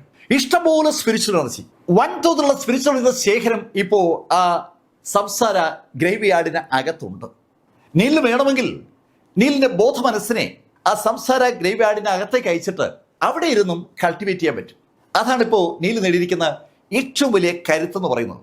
നീല് കണ്ണുകൾ അടച്ച് ആ സംസാര ഗ്രേവ് യാർഡിനകത്തേക്ക് കടക്കാൻ പോയതും അമ്പരപ്പിക്കുന്ന ഒരു കാഴ്ച നീല് കാണുകയാണ്. ആ സംസാര ഗ്രേവ് യാർഡുള്ള ആ ബ്ലാക്ക് സ്റ്റോൺ നീലിന്റെ ബോഡിയിൽ പറ്റിയിരിക്കുന്ന രക്തം ആവാഹിക്കുകയാണ്. നീല് ആ ക്യൂൻ കുടുംബത്തിൽ നടത്തിയത് ഒരു കൂട്ടക്കുരുതിയാണ്. ആ കൂട്ടക്കുരുതിക്ക് വിധേയരായ ആളുകളുടെ രക്തമാണ് ഇപ്പോൾ നീലിന്റെ പുറത്തൊക്കെ പറ്റിയിരിക്കുന്നത്. നീലിനെ അമ്പരപ്പിച്ചുകൊണ്ട് ആ കൂട്ടക്കുരുതിയുടെ ഭാഗമായ ആ രക്തം ആ ബ്ലാക്ക് സ്റ്റോൺ വൻതോതിൽ വലിച്ചെടുക്കുകയാണ്. നീലിന്റെ ഡ്രസ്സിനകത്തുണ്ടായിരുന്ന മുഴുവൻ രക്തവും കണ്ണഞ്ചിക്കുന്ന വേഗതയിൽ ആ ബ്ലാക്ക് സ്റ്റോൺ വലിച്ചെടുക്കുമ്പോൾ നീല് മറ്റൊരു കാര്യം അറിയുകയാണ്. ഈ കൊല്ലപ്പെട്ട ആളുകളുമായി ബന്ധപ്പെട്ടുണ്ടായിരുന്ന ആ ഓറ പോലും ആ ബ്ലഡിനൊപ്പം ഉണ്ടായിരുന്നുള്ള കാര്യം അതുപോലും ആ ബ്ലാക്ക് സ്റ്റോൺ വലിച്ചെടുക്കുകയാണ്. അങ്ങനെ ആ ബ്ലാക്ക് സ്റ്റോൺ രക്തവും അതിന്റെ ഓറയും വലിച്ചെടുക്കുമ്പോൾ നീല് ഒരു കാര്യം കണ്ടു. നീലിന്റെ ബോഡിക്ക് ചുറ്റുമായി ആ യഥാർത്ഥ്യമെന്ന് തോന്നുന്ന ശരിക്കും സാങ്കല്പികമായ ആ ഒരു റെഡ് ഡ്രാഗൺ പതുക്കെ ഉയർന്നു വരുന്നത്. നീലിന് മാത്രം കാണാൻ കഴിയുന്ന ഒന്നാണ് ആ റെഡ് ഡ്രാഗൺ. നീല് ഈ കൾട്ടിവേഷൻ ആക്ടിവിറ്റീസിലേക്ക് കടന്നതിന് ശേഷം അത് ശ്രദ്ധിച്ചിട്ടുണ്ട്. നീലിന്റെ ശക്തി കൂടുന്നതനുസരിച്ച് നീലിന്റെ ബോഡിക്ക് ചുറ്റും ഒരു ഡ്രാഗൺ ഇങ്ങനെ ഉണ്ടായി വരുന്നത്. അതൊരു പുക പോലെയാണ് നീലിന് ചുറ്റും ഉണ്ടാവുക. നീലിന് മാത്രമേ അത് കാണാൻ കഴിയൂ എന്നുള്ളത് കൊണ്ട് നീല് അതിനെക്കുറിച്ച് കൂടുതൽ ബോധവുമല്ല. പക്ഷെ ഇപ്പോ ആ ബ്ലഡ് ഡ്രാഗൺ കുറച്ചുകൂടി ശക്തമാകുന്ന പോലെ ഒരു തോന്നൽ നീലിനുണ്ട്. നീല് അതിനെക്കുറിച്ച് ആലോചിച്ചുകൊണ്ട് കണ്ണുകൾ അടച്ച് കൾട്ടിവേഷനിലേക്ക് കിടക്കുമ്പോൾ അവിടെ ആ നാങ്കിൻ വില്ലയിൽ നിന്ന് പുറത്തിറങ്ങിയ ആ അച്ഛനും മകളും വല്ലാതെ അമ്പരന്നിരിക്കുകയാണ്. ഹാൻസികയുടെ പിതാവും കണ്ട ആ കാഴ്ച അവരുടെ മനസ്സിൽ നിന്ന് മായുന്ന ഒന്നല്ല. നീല് ആ ക്യൂൻ കുടുംബത്തിൽ നടത്തിയ ആ കൂട്ടക്കുരുതി അത് അവരുടെ മനസ്സിൽ അങ്ങനെ പതിഞ്ഞു നിൽക്കുകയാണ്. ക്യൂൻ കുടുംബത്തിലെ റിച്ചാർഡ്സണും അതുപോലെ കാൻഹായും ബാക്കിയുള്ള ആളുകളൊക്കെ അതിശക്തരായിരുന്നു. അവരെ മുഴുവൻ നീല് ഇല്ലാതാക്കി. അതിനോടൊപ്പം ആ കുല്ലൻ മരതലിൽ നിന്ന് വന്ന അതിശക്തമായ ആ യോദ്ധാവിനോട് നീല് ഫൈറ്റ് ചെയ്ത് പിടിച്ചു നിൽക്കുന്ന ഒരു സ്റ്റേജ് വരെ ഉണ്ടായി. പിന്നീടാണ് ആ പെൺകുട്ടിയുടെ രംഗപ്രവേശം. ഏതാ ആ പെൺകുട്ടി? അവള് നീൽ തമ്മിൽ എന്താ ബന്ധം? നീല് ഒരു പ്രാവശ്യം ഹാൻസിയോട് ഒരു ഡയലോഗ് പറഞ്ഞിട്ടുണ്ട്. ഷൂമി പാലസ് നീലിനെ ശല്യം ചെയ്യുകയാണെങ്കിൽ ഷൂമി പാലസിനെ ഈ ഭൂമിയിൽ നിന്ന് തുടച്ചു മാറ്റി കളയാൻ താൻ നിർബന്ധിതനാകും എന്നാണ് ഒരിക്കൽ നീല് ഹാൻസിയോട് പറഞ്ഞത്. അതൊരു തമാശ ഡയലോഗായി മാത്രമാണ് അന്ന് ഹാൻസിക കണ്ടതെങ്കിലും ഇപ്പോ അവൾക്ക് അത് തോന്നുകയാണ്. വേണ്ടി വന്നാൽ ഈ ഷൂമി പാലസിനെ ഈ ഭൂമിയിൽ നിന്ന് തുടച്ചു കളയാൻ ചിലപ്പോ നീലിന് പറ്റിയേക്കും. അവൾക്ക് മനസ്സിലാകാത്ത ഒരു പ്രതിഭാസം തന്നെയാണ്. അവരുടെ പിതാവിനും അത് തന്നെയാണ് അഭിപ്രായം. നീല് അവർ രണ്ടുപേരെയും അതിശയിപ്പിച്ചുകൊണ്ടേയിരിക്കുകയാണ്. ഹാൻസിയുടെ പിതാവിന് വിശ്വസിക്കാനാവാത്ത ഒരു കാര്യമായിരുന്നു അയാൾ എറിഞ്ഞ ആ ഡാർട്ട് നീല് പിടിച്ച ആ രംഗം. സാധാരണഗതിയിൽ അത് അസംഭവ്യമാണ്. പക്ഷെ നീൽ അത് പിടിച്ചെടുത്തിരുന്നു. നീലിന് അവര് കാണുകയും കേൾക്കുകയും ചെയ്യുന്നതിന് അപ്പുറത്തേക്ക് എന്തൊക്കെയോ രഹസ്യങ്ങളുണ്ട്. അവർ ആ വിഷയം ചർച്ച ചെയ്യുമ്പോൾ ശരിക്കും ആ വസതിയിൽ എത്തിയ പ്രമുഖരെല്ലാം നീലിനെ കുറിച്ച് തന്നെയാണ് ചർച്ച ചെയ്യുന്നത്. ഈ ജിയാനൻ പ്രോവിൻസിനകത്തെ ഏറ്റവും വലിയ മാർഷൽ ആർട്സ് കുടുംബമായിരുന്നു ക്വിൻ കുടുംബം. ആ കുടുംബം ഇതാ ഒരു ഓർമ്മ മാത്രമായി മാറിയിരിക്കുകയാണ്. ആ കുടുംബത്തിലെ മുഴുവൻ ആളുകളെയും നീല് കൊന്നിരിക്കുകയാണ്. കേട്ടുകേൾവില്ലാത്തൊരു കാര്യമാണ് സംഭവിച്ചിരിക്കുന്നത്. സ്വാഭാവികമായിട്ടും ഈ ജിയാനൻ പ്രോവിൻസിനകത്തെ ശാക്തിക ചേരികൾ പൂർണ്ണമായും മാറി മറിയുകയാണ്. ഇനി ഒരാളെ ഉള്ളൂ ജിയാനൻ പ്രോവിൻസിൽ, അത് നീൽ ഗ്രീവ്സ് ആണ്. ഗ്രീവ്സ് കുടുംബത്തിലെ കൊള്ളരുതാത്തവൻ, യൂസ്ലെസ് എന്നൊക്കെ ആളുകൾ വിളിച്ച അതേ നീൽ ഗ്രീ ഇതാ ഈ ജിയാനൻ പ്രോവിൻസിനകത്തെ ഏറ്റവും ശക്തനായി മാറിയിരിക്കുന്നു. സ്വാഭാവികമായിട്ടും നമ്മുടെ ലിങ്ടനും അയാളുടെ അനുചരന്മാർക്കും വല്ലാത്തൊരു സന്തോഷം വരികയാണ്. സ്വാഭാവികമായിട്ട് ആ സന്തോഷം ലീ ഷുവാനും അതുപോലെ ഈ യങ്ങിനും ഡ്രാഗൺ സോളിലും ഒക്കെ ഉണ്ട്. പല ഭാഗത്തും പല ശൈലിയിലുള്ള റിഫ്ലക്ഷൻസ് ഈ വിഷയവുമായി ബന്ധപ്പെട്ട് നടക്കുമ്പോൾ അവിടെ ആ ക്യാപിറ്റൽ ഹോട്ടലിൽ സാക്ഷൽ ജിയാങ് ജിൻസൺ അകത്തേക്ക് വന്ന ആളെ കണ്ടു. അയാളെ കണ്ടതും ജിയാങ് ഒന്ന് ചിരിച്ചു. ഈ പ്രാവശ്യം എങ്ങനെ നീൽ വിജയിച്ചു? അതിന് അകത്തേക്ക് വന്ന ആഗതൻ ആദ്യം മറുപടി പറഞ്ഞില്ല. അത് കേട്ടതും ജിയാങ്ങിന്റെ മുഖം ഒന്ന് മങ്ങി. അവന് മിസ്റ്റർ ജിയാങ്, നീല് വിജയിച്ചു. നീലും വിജയിച്ചെന്നു നീ ഡീറ്റെയിൽ ആയിട്ടൊന്ന് പറഞ്ഞേ. അങ്ങനെ അയാൾ പറഞ്ഞതും അവിടെ നടന്ന കാര്യങ്ങളൊക്കെ വള്ളിപുള്ളി വ്യത്യാസമില്ലാതെ അതുപോലെ ജിയാങ് ജിൻഫങ്ങിന് മുന്നിൽ ആ ആഗതൻ അറിയിച്ചു, വിവരിച്ചു പറയുകയാണ് അയാൾ. കാര്യങ്ങൾ കേട്ട് കഴിഞ്ഞപ്പോൾ ജിയാങ്ങിന് വല്ലാത്തൊരു അതിശയം. നീല് ശരിക്കും ശക്തി നേടിയിട്ടുണ്ട് എന്നുള്ള കാര്യത്തിൽ അയാൾക്ക് സംശയമൊന്നുമില്ല. പക്ഷേ ഈ ഹക്സിയുടെ ഗ്രാൻഡ് മാസ്റ്റർ റാങ്ക് ലിസ്റ്റിൽ ഏകദേശം 20ാം റാങ്ക് വരെ എത്തുന്ന ഒരാളുമായി നീല് ഏറ്റുമുട്ടി പിടിച്ചു നിന്നു എന്നൊക്കെ പറയുന്ന ആ സംഭവം അതങ്ങോട്ട് വിശ്വസിക്കാൻ ജിയാങ്ങിനൊരു മടിയുണ്ട്. പക്ഷേ അത് മറച്ചു വെച്ചുകൊണ്ട് ജിയാങ് ആ മനുഷ്യനോട് പറഞ്ഞു, എനിക്ക് അവനൊന്ന് കാണണം, അതിനുള്ള ഏർപ്പാടുണ്ടാക്കുക. ജിയാങ് ജിൻഫങ്ങും നീൽ ഗ്രീൻ തമ്മിലുള്ള ഒരു കൂട്ടുമുട്ടൽ അനിവാര്യമായിരിക്കുന്നു. അത് ഇപ്പൊ ജിയാങ്ങിനും അറിയാം. നീൽ ഏകദേശം ഒരു 2-2.5 മണിക്കൂർ കഴിഞ്ഞപ്പോഴാണ് മുകളിലെ കൾട്ടിവേഷൻ മുറിയിൽ നിന്ന് താഴേക്ക് ഇറങ്ങി വരുന്നത്. നീല് താഴെ ഇറങ്ങി വരുമ്പോൾ രസമുള്ള ഒരു കാഴ്ചയാണ് കാണുന്നത്. സോനയും സിയും ഒരു സ്ഥലത്ത് സ്റ്റക്കായിട്ട് അങ്ങനെ നിൽക്കുകയാണ്. രണ്ടുപേരും പ്രതിമകൾ പോലെ നിശ്ചലരായി നിൽക്കുകയാണ്. അവരുടെ കണ്ണുകൾ ഒരു പ്രത്യേക ദിശയിലേക്കാണ്. അവരുടെ കണ്ണ് തറച്ചിരിക്കുന്ന ഭാഗത്തേക്ക് നീല് നോക്കുമ്പോൾ നീല് കാണുന്നത് ഡൈനിങ് ടേബിളിന്റെ അടുത്തിരിക്കുന്ന ആ പെൺകുട്ടിയാണ്, ആ 18 വയസ്സുകാരി. അവളുടെ മുന്നിലുള്ള ആ ടേബിളിലിരിക്കുന്ന ഭക്ഷണപദാർത്ഥങ്ങൾ അതിവേഗം കഴിച്ചുകൊണ്ടിരിക്കുകയാണ്. ശരിക്കും ഭക്ഷണം കഴിച്ചിട്ട് കുറേ വർഷങ്ങളായ ഒരാള് ഭക്ഷണം കിട്ടുമ്പോൾ അതിനോടൊരു ആർത്തി കാണിക്കുമല്ലോ, അതേ ശൈലിയിൽ ഈ റെഡിമെയ്ഡ് ആയിട്ട് കിട്ടുന്ന സ്നാക്സ് ഒക്കെ കവർ പൊട്ടിക്കുന്നു, എടുക്കുന്നു, കഴിക്കുന്നു. ആ പെൺകുട്ടി കഴിക്കുന്ന ആ ആഹാരമൊക്കെ എങ്ങോട്ട് പോകുന്നു പോലും അറിയാൻ പറ്റാത്ത ശൈലിയിൽ അവളങ്ങനെ കഴിച്ചുകൊണ്ടിരിക്കുകയാണ്. അതിവേഗത്തിൽ കവറുകൾ ഒന്നൊന്നായി തീരുകയാണ്. അവിടെ ആ വീട്ടിനകത്ത് അവർക്ക് എല്ലാവർക്കുമായി കഴിക്കാനുണ്ടായിരുന്ന ഏതാണ്ട് എല്ലാ ആഹാര സാധനവും ആ പെൺകുട്ടി കഴിച്ച് തീർത്ത കോളുണ്ട്. അവള് ആ ആഹാരമൊക്കെ തീർന്നപ്പോ ആ സിയോടും അതുപോലെ സോനയോട് ചോദിക്കണം, എവിടെ എവിടെ എവിടെ നിങ്ങൾ പറഞ്ഞ സാധനം എവിടെ? ശരിക്കും സോന അവർക്ക് വേണ്ടി ഓർഡർ ചെയ്തിരിക്കുകയാണ്. അവിടെ ഓർഡർ ചെയ്ത സാധനം എത്തിയിട്ടില്ല. ആ സാധനത്തിന് വേണ്ടിയാ അവർ കാത്തിരിക്കുന്നത്. നീല് മുകളുടെ പടിക്കെട്ടിൽ നിന്ന് ഈ കാഴ്ച അങ്ങനെ കാണുകയാണ്. അപ്പോഴാണ് പുറത്ത് ഡോർബെൽ അടിക്കുന്ന ശബ്ദം കേട്ടത്. ഡോർബെൽ അടിക്കുന്ന ശബ്ദം കേട്ടതും ആ 18 വയസ്സുകാരി ഒരൊറ്റ കുതിപ്പ് അവൾ വാതിൽ തുറന്ന് പുറത്തിറങ്ങിയതും അവിടെ ഒരാൾ നിൽക്കുകയാണ്. ആ ആളുടെ കയ്യിലേക്ക് നോക്കിയപ്പോ കയ്യില് ഒന്നുമില്ല. എവിടെ സാധനം എവിടെ? അങ്ങനെ ചോദിച്ചുകൊണ്ട് ആ പെൺകുട്ടി ആ ആളുടെ കഴുത്തിൽ കയറി പിടിച്ചു. ശരിക്കും ആ മനുഷ്യൻ അക്ഷരാർത്ഥത്തിൽ ഞെട്ടിപ്പോവുകയാണ്. അയാളെ ഒരു കൈ കൊണ്ട് പിടിച്ച് ആകാശത്തേക്ക് ഉയർത്തിയ ആ പെൺകുട്ടി അയാളോട് ചോദിക്കുകയാണ്, എവിടെ എവിടെ സാധനം എവിടെ? സാധനം എവിടെ? നീ എടുത്തത്? അവള് അയാളുടെ കഴുത്ത് പൊട്ടിക്കുമെന്ന് ഘട്ടം എത്തിയപ്പോഴാണ് അവള് മറ്റൊരു കാഴ്ച കാണുന്നത്. സെക്യൂരിറ്റി ഗാർഡ് കുറെ സാധനങ്ങളുമായി അകത്തേക്ക് വരുന്നു. ശരിക്കും ആ വില്ലയ്ക്കുള്ളിൽ ഈ കൊറിയർ ഏർപ്പാടുകൾക്ക് പ്രവേശനമില്ല. അവര് സെക്യൂരിറ്റിയുടെ അടുത്ത് സാധനം ഏൽപ്പിച്ചിട്ട് മടങ്ങിയാണ് പതിവ്. സെക്യൂരിറ്റി ആ സാധനമായി വരുന്ന കണ്ടതും ആ പെൺകുട്ടി അവൾ എടുത്തു ഉയർത്തിയിരിക്കുന്ന മനുഷ്യനെ തലയിലേക്ക് എറിഞ്ഞിട്ട് ഓടിച്ചെന്ന് ആ സെക്യൂരിറ്റിയുടെ കയ്യിൽ നിന്ന് ആ 2 ബാഗും പിടിച്ചെടുത്തുകൊണ്ട് വീണ്ടും അകത്തേക്ക് ഒരൊറ്റ കുതിപ്പ്. ഈ സമയത്താണ് നീല് ആ വാതിലിനടുത്തേക്ക് വരുന്നത്. നീല് വാതിൽ അടയ്ക്കാനാണ് യഥാർത്ഥത്തിൽ അവിടെ എത്തിയത്.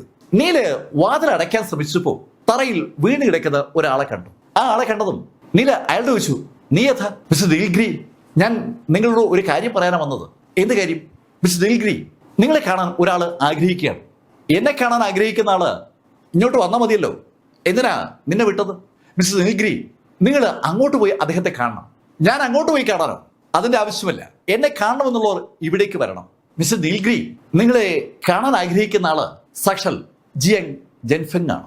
അകത്തേക്ക് നടന്നു തുടങ്ങിയ നീല് ആ ഡയലോഗ് കേട്ടതും അവിടെ നിന്നു. നീല് തിരിഞ്ഞ് അയാളെ നോക്കിയതും അയാള് നീലിനോട് പറഞ്ഞു, മിസ്റ്റർ ദിൽഗ്രി, നിങ്ങളുടെ മാതാപിതാക്കളെ കുറിച്ച് അറിയാൻ നിങ്ങൾക്ക് താല്പര്യമില്ലേ? താല്പര്യമുണ്ടെങ്കിൽ നാളെ രാവിലെ 8:30 മണിക്ക് ഇവിടുത്തെ ആ ഗ്രീൻ പാർക്കിൽ നിങ്ങൾ എത്തണം. മിസ്റ്റർ ജിയങ് ജിൻഫിങ് അവിടെ ഉണ്ടാവും. നീല് അയാളൊന്ന് നോക്കിയിട്ട് വാതിലങ്ങ് അടച്ചു. ഈ സമയത്ത് സിയും അതുപോലെ സോനയും ആ ഡൈനിങ് ടേബിളിലേക്ക് തന്നെ അങ്ങനെ നോക്കി നിൽക്കുകയാണ്. ആ പെൺകുട്ടി അവരെ മൈൻഡ് പോലും ചെയ്യാതെ ആ സെക്യൂരിറ്റി കൊണ്ടുവന്ന ആഹാര സാധനങ്ങൾ ഒന്നായി പൊട്ടിച്ച് കഴിച്ചുകൊണ്ടിരിക്കുകയാണ്. അവൾ ആഹാരം കഴിക്കുന്നത് അല്പനേരം നോക്കി നിന്ന നീല് അവളുടെ അടുത്തുള്ള സോഫയിൽ വന്നിരുന്നു. എന്നിട്ട് അവളെ നോക്കി അവളോട് ചോദിച്ചു, ഏയ് ലീജിൻ, നീ എന്തിനാ ഇവിടേക്ക് വന്നത്? നീലിന്റെ ശബ്ദം കേട്ടതും പെട്ടെന്ന് അവൾ തിരിഞ്ഞ് നീലിനെ നോക്കി. അവൾ എന്തോ പറയാൻ ശ്രമിച്ചപ്പോ നീല് അവിടെ നിൽക്കുന്ന സിയും അതുപോലെ സോനയും കണ്ടു. നീൽ അവരോട് പറഞ്ഞു, നിങ്ങൾ മുകളിലേക്ക് വയ്ക്കൂ. കേൾക്കേണ്ട താമസം അവർ രണ്ടുപേരും അതിവേഗം മുകളിലേക്ക് പോയി. ആ പെൺകുട്ടിയുടെ അടുത്തുനിന്ന് എങ്ങനെയെങ്കിലും ഓടി രക്ഷപ്പെട്ടാൽ മതി എന്നുള്ള ഒരു ഫീലിലായിരുന്നു യഥാർത്ഥത്തിൽ സിയ അവളുടെ ശക്തി നേരിട്ട് കണ്ട ആളാണ്. സോന അത് കണ്ടിട്ടില്ലാത്തതുകൊണ്ട് സോനയ്ക്ക് ഒരു അസ്വസ്ഥത ആ പെൺകുട്ടിയുടെ പെരുമാറ്റത്തിൽ ഉണ്ടായിരുന്നു. സിയ അവളെയും കൊണ്ട് മുകളിലേക്ക് പറക്കുമ്പോ നീല് അവിടെ ഇരിക്കുന്ന ആ പെൺകുട്ടിയെ ഒന്ന് നോക്കുമ്പോൾ അവൾ പറഞ്ഞു, നീൽ, ഞാൻ ശരിക്കും വന്ന കാര്യം മറന്നുപോയി. അങ്ങനെ പറഞ്ഞിട്ട് അവള് ഭക്ഷണം കഴിക്കുന്ന പരിപാടി നിർത്തി കുറച്ച് വെള്ളമൊക്കെ എടുത്ത് കുടിച്ച് വായൊക്കെ തുടച്ചതിന് ശേഷം അവളുടെ പോക്കറ്റിൽ നിന്ന് ഒരു ടോക്കൺ പോലൊരു സാധനം എടുത്ത് നീലിന് നേരെ ഒന്ന് എറിഞ്ഞു കൊടുത്തു. ആ ടോക്കൺ നീലിന്റെ കയ്യിലേക്ക് വന്നു വീണു. നീല് ആ ടോക്കണിലേക്ക് നോക്കി. അതൊരു ഇൻവിറ്റേഷൻ ടോക്കണാണ്. നീൽ, ഇത് നിന്നെ കോമ്പറ്റീഷനിൽ പങ്കെടുക്കാൻ അനുവദിക്കും. നീൽ, നിനക്ക് അറിയുമോന്നറിയില്ല, ഈ ടോക്കൺ സംഘടിപ്പിക്കാൻ വേണ്ടി എന്റെ സഹോദരി എന്തുമാത്രം ബുദ്ധിമുട്ടിയെന്ന്. നീലിന് ആയിരിക്കുന്ന പെൺകുട്ടിയും അവളുടെ സഹോദരിയും നന്നായി അറിയാം. ആയിരിക്കുന്ന പെൺകുട്ടി ലീ ജിന്നാണ്. അവളുടെ ചേച്ചി ലീ സീക്ക നീലിന് വളരെ വളരെ വേണ്ടപ്പെട്ട ആളാണ്. ലീ ജിൻ എണീറ്റ് നീലിന്റെ അടുത്തെത്തിയിട്ട് നീലിനോട് പറഞ്ഞു, ഹേയ് നീൽ, ഞാൻ വന്നില്ലായിരുന്നെങ്കിൽ ഉറപ്പായും ആ വയസ്സൻ നിന്നെ ശരിയാക്കിയത്. യഥാർത്ഥത്തിൽ നീല് ആ 3ാമത്തെ ശവക്കല്ലറ ആക്ടിവേറ്റ് ചെയ്യാൻ പോയ നിമിഷത്തിലാണ് ലീജിൻ അവിടേക്ക് കയറിയത്. അല്ലെങ്കിൽ ഇന്ന് ആ ശവക്കല്ലറ നീൽ ആക്ടിവേറ്റ് ചെയ്തനെ. ആ ശവക്കല്ലറയിലെ ശക്തൻ നീലിന്റെ വിളിക്ക് വേണ്ടി കാതോർത്തിരിക്കുന്നത് നീലിന് ശരിക്കും ഫീൽ ചെയ്യുന്നുണ്ടായിരുന്നു. അതുകൊണ്ട് തന്നെ ലീജിൻ ആ ഡയലോഗ് പറഞ്ഞതും നീല് അവളോട് പറഞ്ഞു, അതൊക്കെ വിട്, നീ എന്താ പെട്ടെന്ന് ഇങ്ങോട്ട് വന്നത്? നീൽ, ഞാൻ പറഞ്ഞല്ലോ, ഞാൻ ഈ ടോക്കൺ കൊണ്ടുവന്നതാണ്. ഈ ടോക്കൺ സംഘടിപ്പിക്കാൻ വേണ്ടി ചേച്ചി ഒരുപാട് പാടുപെട്ടു. എനിക്ക് ശരിക്കും മനസ്സിലാകാത്ത കാര്യം ഇതാണ്, നിന്നെപ്പോലെ ഒരു സാധാരണ മാർഷൽ ആർട്ടിസ്റ്റിന് വേണ്ടി എന്റെ ചേച്ചി എന്തിനാ ഇത്ര പാടുപെടുന്നത്? നിന്നെ സഹായിക്കാൻ ചേച്ചി വലിയ ഉത്സാഹമാണ്. എന്ത് കണ്ടിട്ടാണോ എന്തോ 18 വയസ്സ് മാത്രം പ്രായമുള്ള ആ ലീ ജിൻ നീലുമായി എപ്പോഴും ഇങ്ങനെ ഉരച്ചു നിൽക്കുന്ന ആളാണ്. രണ്ടുപേരും തമ്മിൽ ആ ഉരസലുണ്ടെങ്കിലും വല്ലാത്തൊരു അടുപ്പമുണ്ട്. അവരുടെ സംഭാഷണം ശ്രദ്ധിക്കുന്ന ആൾക്കാർക്ക് അത് മനസ്സിലാവും. ലീജിൻ പറഞ്ഞു കേട്ടതും നീല് ഒന്ന് പുഞ്ചിരിച്ചു. ഒരുപാട് ഓർമ്മകൾ നീലിന് ലീജിന്റെ ആ സഹോദരിയുമായി കണക്ട് ചെയ്തുകൊണ്ട് നീലിന്റെ മനസ്സിൽ ആ കാലഘട്ടം ഇങ്ങനെ കടന്നു വന്നപ്പോൾ ലീജിൻ നീലിനോട് പറഞ്ഞു, നീൽ, ശരിക്കും നിന്റെ മാതാപിതാക്കളുമായി ബന്ധപ്പെട്ട കാര്യങ്ങൾ അറിയാനാണല്ലോ നീ ഇവിടേക്ക് വന്നത്. എന്തൊക്കെ കാര്യങ്ങളാണ് അറിഞ്ഞത്? അവളുടെ ചോദ്യത്തിന് മറുപടിയായി നീല് അവൻ കണ്ടെത്തിയ കാര്യങ്ങളൊക്കെ പറഞ്ഞു. അവന്റെ മാതാപിതാക്കൾ ജീവിച്ചിരിപ്പുണ്ടെന്നും അവര് ക്യാപിറ്റലായിരിക്കുമെന്നുള്ള കാര്യം ലീജിനോട് നീല് പറഞ്ഞതും ലീജിൻ നീലിനോട് ചോദിച്ചു, ഈ നീൽ, പിന്നെ എന്തിനാ നീ ഇവിടെ നിന്ന് കറങ്ങുന്നത്? നീ നേരെ ക്യാപിറ്റലിൽ ചെന്നിട്ട് നിന്റെ മാതാപിതാക്കളെ അന്വേഷിക്കും. ലീജിൻ, അത് തന്നെയാണ് എന്റെയും ആശയം. അതുപോട്ടെ, നീ പോകുന്നില്ല, ഞാനെന്തായാലും അവിടെ കൂടെയൊക്കെ ഒന്ന് തിരക്കിയിട്ട് പോവും. നീൽ, പറയാതെ വയ്യ കേട്ടോ, ഇവിടുത്തെ ഭക്ഷണം അത് അടിപൊളിയാണ്. നമ്മുടെ കുല്ലൻ മൗണ്ടനിൽ ഇത്ര നല്ല ഭക്ഷണമൊന്നും കിട്ടത്തില്ല. എന്തെല്ലാം ഭക്ഷണങ്ങളാണ് ഇവിടെ കിട്ടുന്നത്. കഴിച്ചിട്ട് എനിക്കങ്ങോട്ട് മതിയാവുന്നില്ല. നീലിനോട് അത്രയും പറഞ്ഞതിന് ശേഷം അവള് വീണ്ടും ആ ഭക്ഷണം ഇരിക്കുന്ന ടേബിളിനടുത്തേക്ക് മടങ്ങിയപ്പോൾ നീല് അവന്റെ കൾട്ടിവേഷൻ റൂമിലേക്ക് മടങ്ങി. കൾട്ടിവേഷൻ റൂമിലേക്ക് മടങ്ങിയ നീല് സംസാര ഗ്രേവി യാർഡിനകത്തേക്ക് കടക്കുമ്പോൾ ആ മൂന്നാമത്തെ ശവകുടീരം നന്നായി തിളങ്ങുന്നുണ്ട്. ശരിക്കും ചുവപ്പ് നിറത്തിൽ ആ കുടീരം അങ്ങനെ തിളങ്ങി നിൽക്കുകയാണ്. ആ ചുവപ്പ് കുടീരത്തിനകത്തുള്ളത് ആരായിരിക്കും? ആ പേരിതാ തെളിഞ്ഞു വരികയാണ്. നീല് ആ പേരിലേക്ക് ഒന്ന് നോക്കിയതിനു ശേഷം കണ്ണുകൾ അടച്ച് വീണ്ടും കൾട്ടിവേഷനിലേക്ക് കടന്നു. ക്യാപിറ്റലിലേക്ക് പോകുന്നതിന് മുമ്പ് നീലിന്റെ ശക്തി വർദ്ധിപ്പിച്ചേ പറ്റൂ. അതിനുവേണ്ടി ഒരുപാട് നീല് പരിശ്രമിക്കേണ്ടിയിരിക്കുന്നു. പിറ്റേന്ന് രാവിലെ നേരം പുലർന്നപ്പോ നീല് ലീജൻ കിടന്ന മുറിയിലെത്തി. അവിടെ എത്തിയപ്പോ ലീജൻ ആ മുറിയിലില്ല. അവിടെ ചുവരിൽ അവളൊരു കുറിപ്പ് എഴുതി ഒട്ടിച്ചിട്ടിരിക്കുകയാണ്. നീൽ, ഞാൻ മടങ്ങുന്നത് ക്യാപിറ്റൽ സിറ്റി വഴിയാണ്. നമുക്ക് പിന്നീട് കാണാം. അവൾ എന്തിനാ ഈ ക്യാപിറ്റൽ സിറ്റിയിലേക്ക് പോകുന്നത്? നീലിന്റെ മാതാപിതാക്കൾ അവിടെ ഉണ്ടാകുമെന്ന ഒരു സൂചന അവൾക്ക് കൊടുത്തതിന്റെ അടിസ്ഥാനത്തിലാണോ ഇനി അവൾ പോയത്? നീലിന് ഒരു പിടിയില്ല. ഏതായാലും രാവിലെ അവൾ പോയി എന്ന് മനസ്സിലായതും നീല് അവിടെ നിന്ന് നേരെ രാക്ഷസയുടെ ആ മുറിയിലേക്ക് വന്നു. നീലിന്റെ നേരെ ഓപ്പോസിറ്റുള്ള വില്ലയിലാണ് ഇപ്പോൾ രാക്ഷസയും ഷിയാൻമെങ്ങൊക്കെ താമസിക്കുന്നത്. അവിടെ ലിങ്ഡൻ ഉൾപ്പെടെയുള്ള കക്ഷികൾ എത്തിയിട്ടുണ്ട്. രാക്ഷസയുടെ കൈ ശരിക്കും തകർക്കപ്പെട്ടിരിക്കുകയാണ്. രാക്ഷസന്റെ അടുത്തെത്തിയ നീല് രാക്ഷസയെ പരിശോധിച്ചിട്ട് രാക്ഷസയോട് പറഞ്ഞു, 2 ഓപ്ഷനാണ് ഉള്ളത്. ഒന്ന്, ഹോസ്പിറ്റലിലേക്ക് പോവുക. അവര് ഈ കൈ കട്ടിയതാലും പേടിക്കണ്ട, നമുക്ക് ഡ്രാഗൺ സോളിന്റെ സഹായത്തോടു കൂടി ഒരു കൃത്രിമ കൈ വെച്ച് പിടിപ്പിക്കാം. രണ്ടാമത്തെ ഓപ്ഷൻ, ഞാൻ ചികിത്സിക്കുക എന്നുള്ളതാണ്. ഞാൻ ചികിത്സിച്ചാൽ ശരിക്കും വേദന ഉണ്ടാവും. വേദന സഹിക്കുന്ന ഒരാൾക്ക് എന്റെ ചികിത്സ കൊണ്ട് ഉപയോഗം ഉണ്ടാവും. നീല് അങ്ങനെ പറഞ്ഞിട്ട് രാക്ഷസിയോട് ചോദിച്ചു, ഇതിലേതാ വേണ്ടത്? മാസ്റ്റർ, എനിക്ക് രണ്ടാമത്തത് മതി. ഈ രാക്ഷസ, അത് ശരിക്കും പെയിൻഫുൾ ആണ്. മാസ്റ്റർ, സാരമില്ല, എത്ര പെയിൻ ഉണ്ടെങ്കിലും ഞാൻ സഹിച്ചോളാം.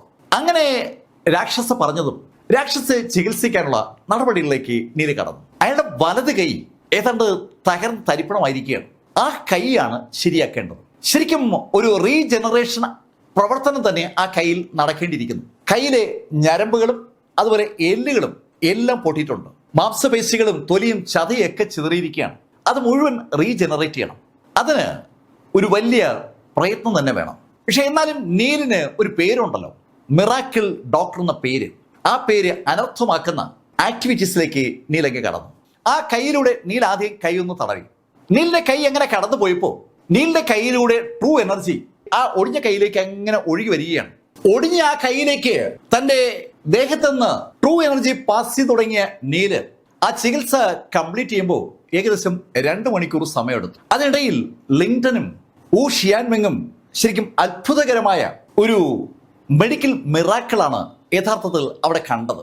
ആ മിറാക്കിൾ എങ്ങനെ മറ്റാളുകളോട് പറഞ്ഞ് അറിയിക്കണമെന്ന് അറിയാതെ അവർ രണ്ടുപേരും വാപൊളിച്ച് നിൽക്കുമ്പോഴേക്കും നീല് അവിടെ നിന്ന് ഇറങ്ങി. രാവിലെ 8 മണിക്ക് ആ ഗ്രീൻ പാർക്കിൽ ചെല്ലാമെന്ന് നീല് തലേദിവസം വന്ന വ്യക്തിക്ക് വാക്ക് കൊടുത്തതാണ്. നീല് ഗ്രീൻ പാർക്കിൽ എത്തപ്പോ 8 മണി കഴിഞ്ഞ് 3 മിനിറ്റ്. നീല് ജിയാങ് ജിൻഫെങ്ങിന്റെ പുറയിൽ എത്തപ്പോ ജിയാങ് ജിൻഫെങ്ങിന്റെ ശബ്ദം നീല് കേട്ടു. നീ 3 മിനിറ്റ് ലേറ്റ് ആണ്.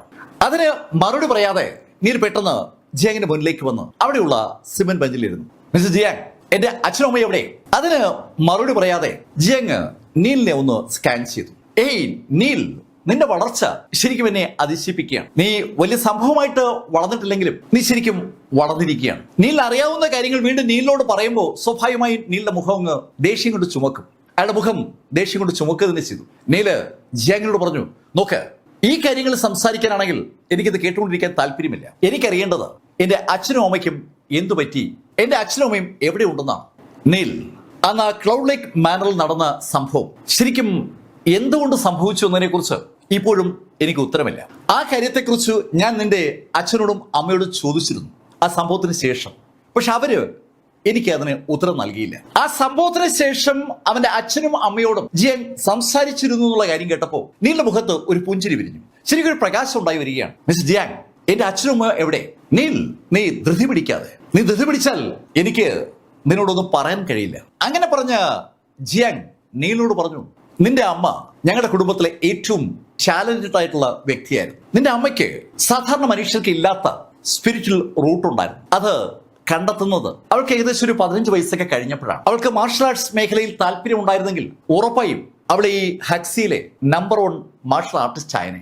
എന്തുകൊണ്ടോ അവക്ക് മാർഷൽ ആർട്സ് പ്രാക്ടീസ് ചെയ്യാൻ ഒട്ടും ഇഷ്ടമുണ്ടായിരുന്നില്ല. അവള് ഞങ്ങളെ കബളിപ്പിച്ച് ഞങ്ങളുടെ സൗകര്യങ്ങളൊക്കെ ഉപയോഗിച്ചുകൊണ്ട് ഒരു ഗുണവും മണവും ഇല്ലാത്ത നിന്റെ പിതാവിനെ ആർഥറിനെ ഇഷ്ടപ്പെടുകയും അയാൾക്കൊപ്പം ഒളിച്ചോടുകയും ചെയ്തു. ഞങ്ങളുടെ കുടുംബത്തിന് ഒരുപാട് നാണക്കേട് ഉണ്ടാക്കിയ കാര്യമാണത്. ഞങ്ങള് എന്നിട്ടും നിന്റെ അമ്മയോട് ക്ഷമിക്കാൻ തയ്യാറായിരുന്നു. ഞങ്ങൾക്കറിയാം നിന്റെ അമ്മയ്ക്ക് ജനിക്കുന്ന കുഞ്ഞ് ആണായാലും പെണ്ണായാലും അതിശക്തയായ അല്ലെങ്കിൽ അതിശക്തനായ ഒരു യോദ്ധാവായി മാറുമെന്ന്. ഞങ്ങൾ അങ്ങനെ കാത്തിരിക്കുമ്പോഴാണ് നീ ജനിച്ചത്. നീ ജനിച്ച് 90 ദിവസം കഴിയുമ്പോഴാണ് ഞങ്ങള് നിന്നെ ടെസ്റ്റിന് വിധേയമാക്കിയത്. നിന്റെ കാലിൽ ഞങ്ങൾക്ക് അന്ന് സ്പിരിച്വൽ റൂട്ട്സ് കാണാൻ പറ്റിയില്ല. വെറും നോർമൽ ഞരമ്പുകൾ മാത്രമാണ് നിനക്കുണ്ടായിരുന്നത്. അന്ന് നിന്നെ തല്ലിക്കൊല്ലാനായി എന്റെ കുടുംബം തീരുമാനിച്ചതാണ്. ആ സമയത്ത് എന്റെ അനുജത്തി യൂറോം മുട്ടുകുത്തി നിന്ന് ഞങ്ങളോട് മാപ്പ് അപേക്ഷിച്ചുകൊണ്ടാണ് യഥാർത്ഥത്തിൽ അന്ന് നിന്നെ ജീവനോടെ നിന്റെ അമ്മയ്ക്ക് കൊടുത്തത്.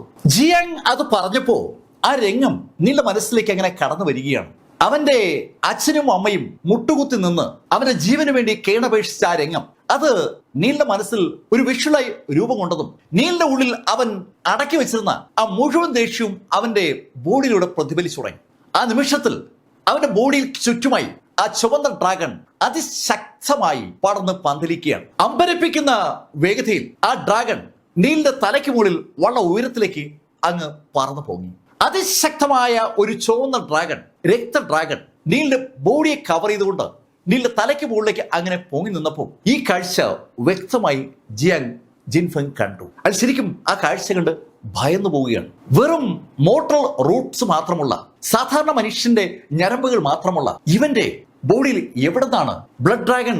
ഒരു അയഥാർത്ഥമായ രൂപമാണ്. പക്ഷെ ആ രൂപം സൃഷ്ടിക്കാൻ സാധാരണ യോദ്ധാക്കൾക്ക് പറ്റത്തില്ല. ഇവനിതാ അത് കഴിഞ്ഞിരിക്കുകയാണ്. ഭയന്നുപോയ ജിയാങ് അമ്പരപ്പോടെ നീലിനെ നോക്കുമ്പോൾ നീല് ജിയാങ്ങിനോട് ചോദിച്ചു, എവിടെ എന്റെ അച്ഛനമ്മ എവിടെ? ശരിക്കും ആ ഡ്രാഗണെയും നീലിനെയും കണ്ട് ഭയന്നു പോയിട്ടാണെന്ന് തോന്നുന്നു.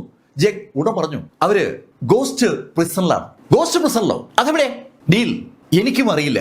ഞാനും ആ ഗോസ്റ്റ് പ്രിസൺ കണ്ടുപിടിക്കാൻ ഒരുപാട് ശ്രമിച്ചതാണ്. എവിടെയാണ് ഗോസ്റ്റ് പ്രിസൺ എന്ന് അറിയില്ല. പക്ഷെ ക്യാപിറ്റലാണെന്നാണ് എന്റെ ധാരണ. ജിയാങ് കുടുംബത്തിലെ ജിയാങ് ജിൻഫെങ് വിചാരിച്ചിട്ടും കണ്ടുപിടിക്കാൻ കഴിയാത്ത ഗോസ്റ്റ് പ്രിസൺ എന്ന് പറയുന്ന സ്ഥലത്താണ് അവന്റെ അച്ഛനും അമ്മയും ഉള്ളത്. പ്രിസൺ എന്ന പദം ഒരു കാര്യം ഉറപ്പാക്കുകയാണ്, അവന്റെ അച്ഛനും അമ്മയും തടങ്കലിലാണ്. എന്തായാലും അവർ ജീവിച്ചിരിപ്പുണ്ട്. അവർ ഉള്ള സ്ഥലവും ഇപ്പോ നീലിന് മനസ്സിലായി. നീലിനെ തന്നെ സൂക്ഷിച്ചു നോക്കുന്ന ജിയാങ് നീലിനോട് പറഞ്ഞു, നീൽ, നിന്റെ ഈ ഡ്രാഗൺ എന്നെ കാണിച്ച് നീ എന്നെ ഭയപ്പെടുത്താം എന്നൊന്നും വിചാരിക്കണ്ട. എന്തായാലും നീ ഉറപ്പായും ക്യാപിറ്റൽ സിറ്റിയിൽ വരണം. നിനക്ക് അവിടെ ചില കാര്യങ്ങൾ ചെയ്യാൻ പറ്റും. അങ്ങനെ പറഞ്ഞിട്ട് ജിയാങ് ഒന്ന് കറങ്ങിയതും കാറ്റിന്റെ വേഗതയിൽ അയാൾ അപ്രത്യക്ഷമായതും ഒരേ നിമിഷത്തിലാണ്. അയാൾ അപ്രത്യക്ഷമായപ്പോ നീലിന് അതിൽ സങ്കടമൊന്നുമില്ല. ഇപ്പൊ ഇതാ നീലിന് ഒരു കാര്യം അറിയാൻ പറ്റിയിരിക്കുകയാണ്. അവന്റെ മാതാപിതാക്കൾ ക്യാപിറ്റലിൽ ഗോസ്റ്റ് പ്രിസൺ എന്ന് പറയുന്ന സ്ഥലത്ത് ഉണ്ട്. അത് തന്നെ നീലിനെ സംബന്ധിച്ചിടത്തോളം ശരിക്കും ആശ്വാസകരമായ ഒരു വാർത്തയാണ്. കഥയുടെ ഈ ഭാഗം ഞങ്ങൾ അവസാനിപ്പിക്കുന്നു. അടുത്ത ഭാഗവുമായി അടുത്ത ദിവസം വീണ്ടും കാണാം. ഇതുവരെ ദ യങ് മാസ്റ്റർ എന്ന സ്റ്റോറിയിലൂടെ നീൽ ഗ്രീയുടെ കഥ നിങ്ങളോട് പറഞ്ഞത് BS ചന്ദ്രമോഹൻ. കമന്റിൽ ചെയ്യുക. Thank you.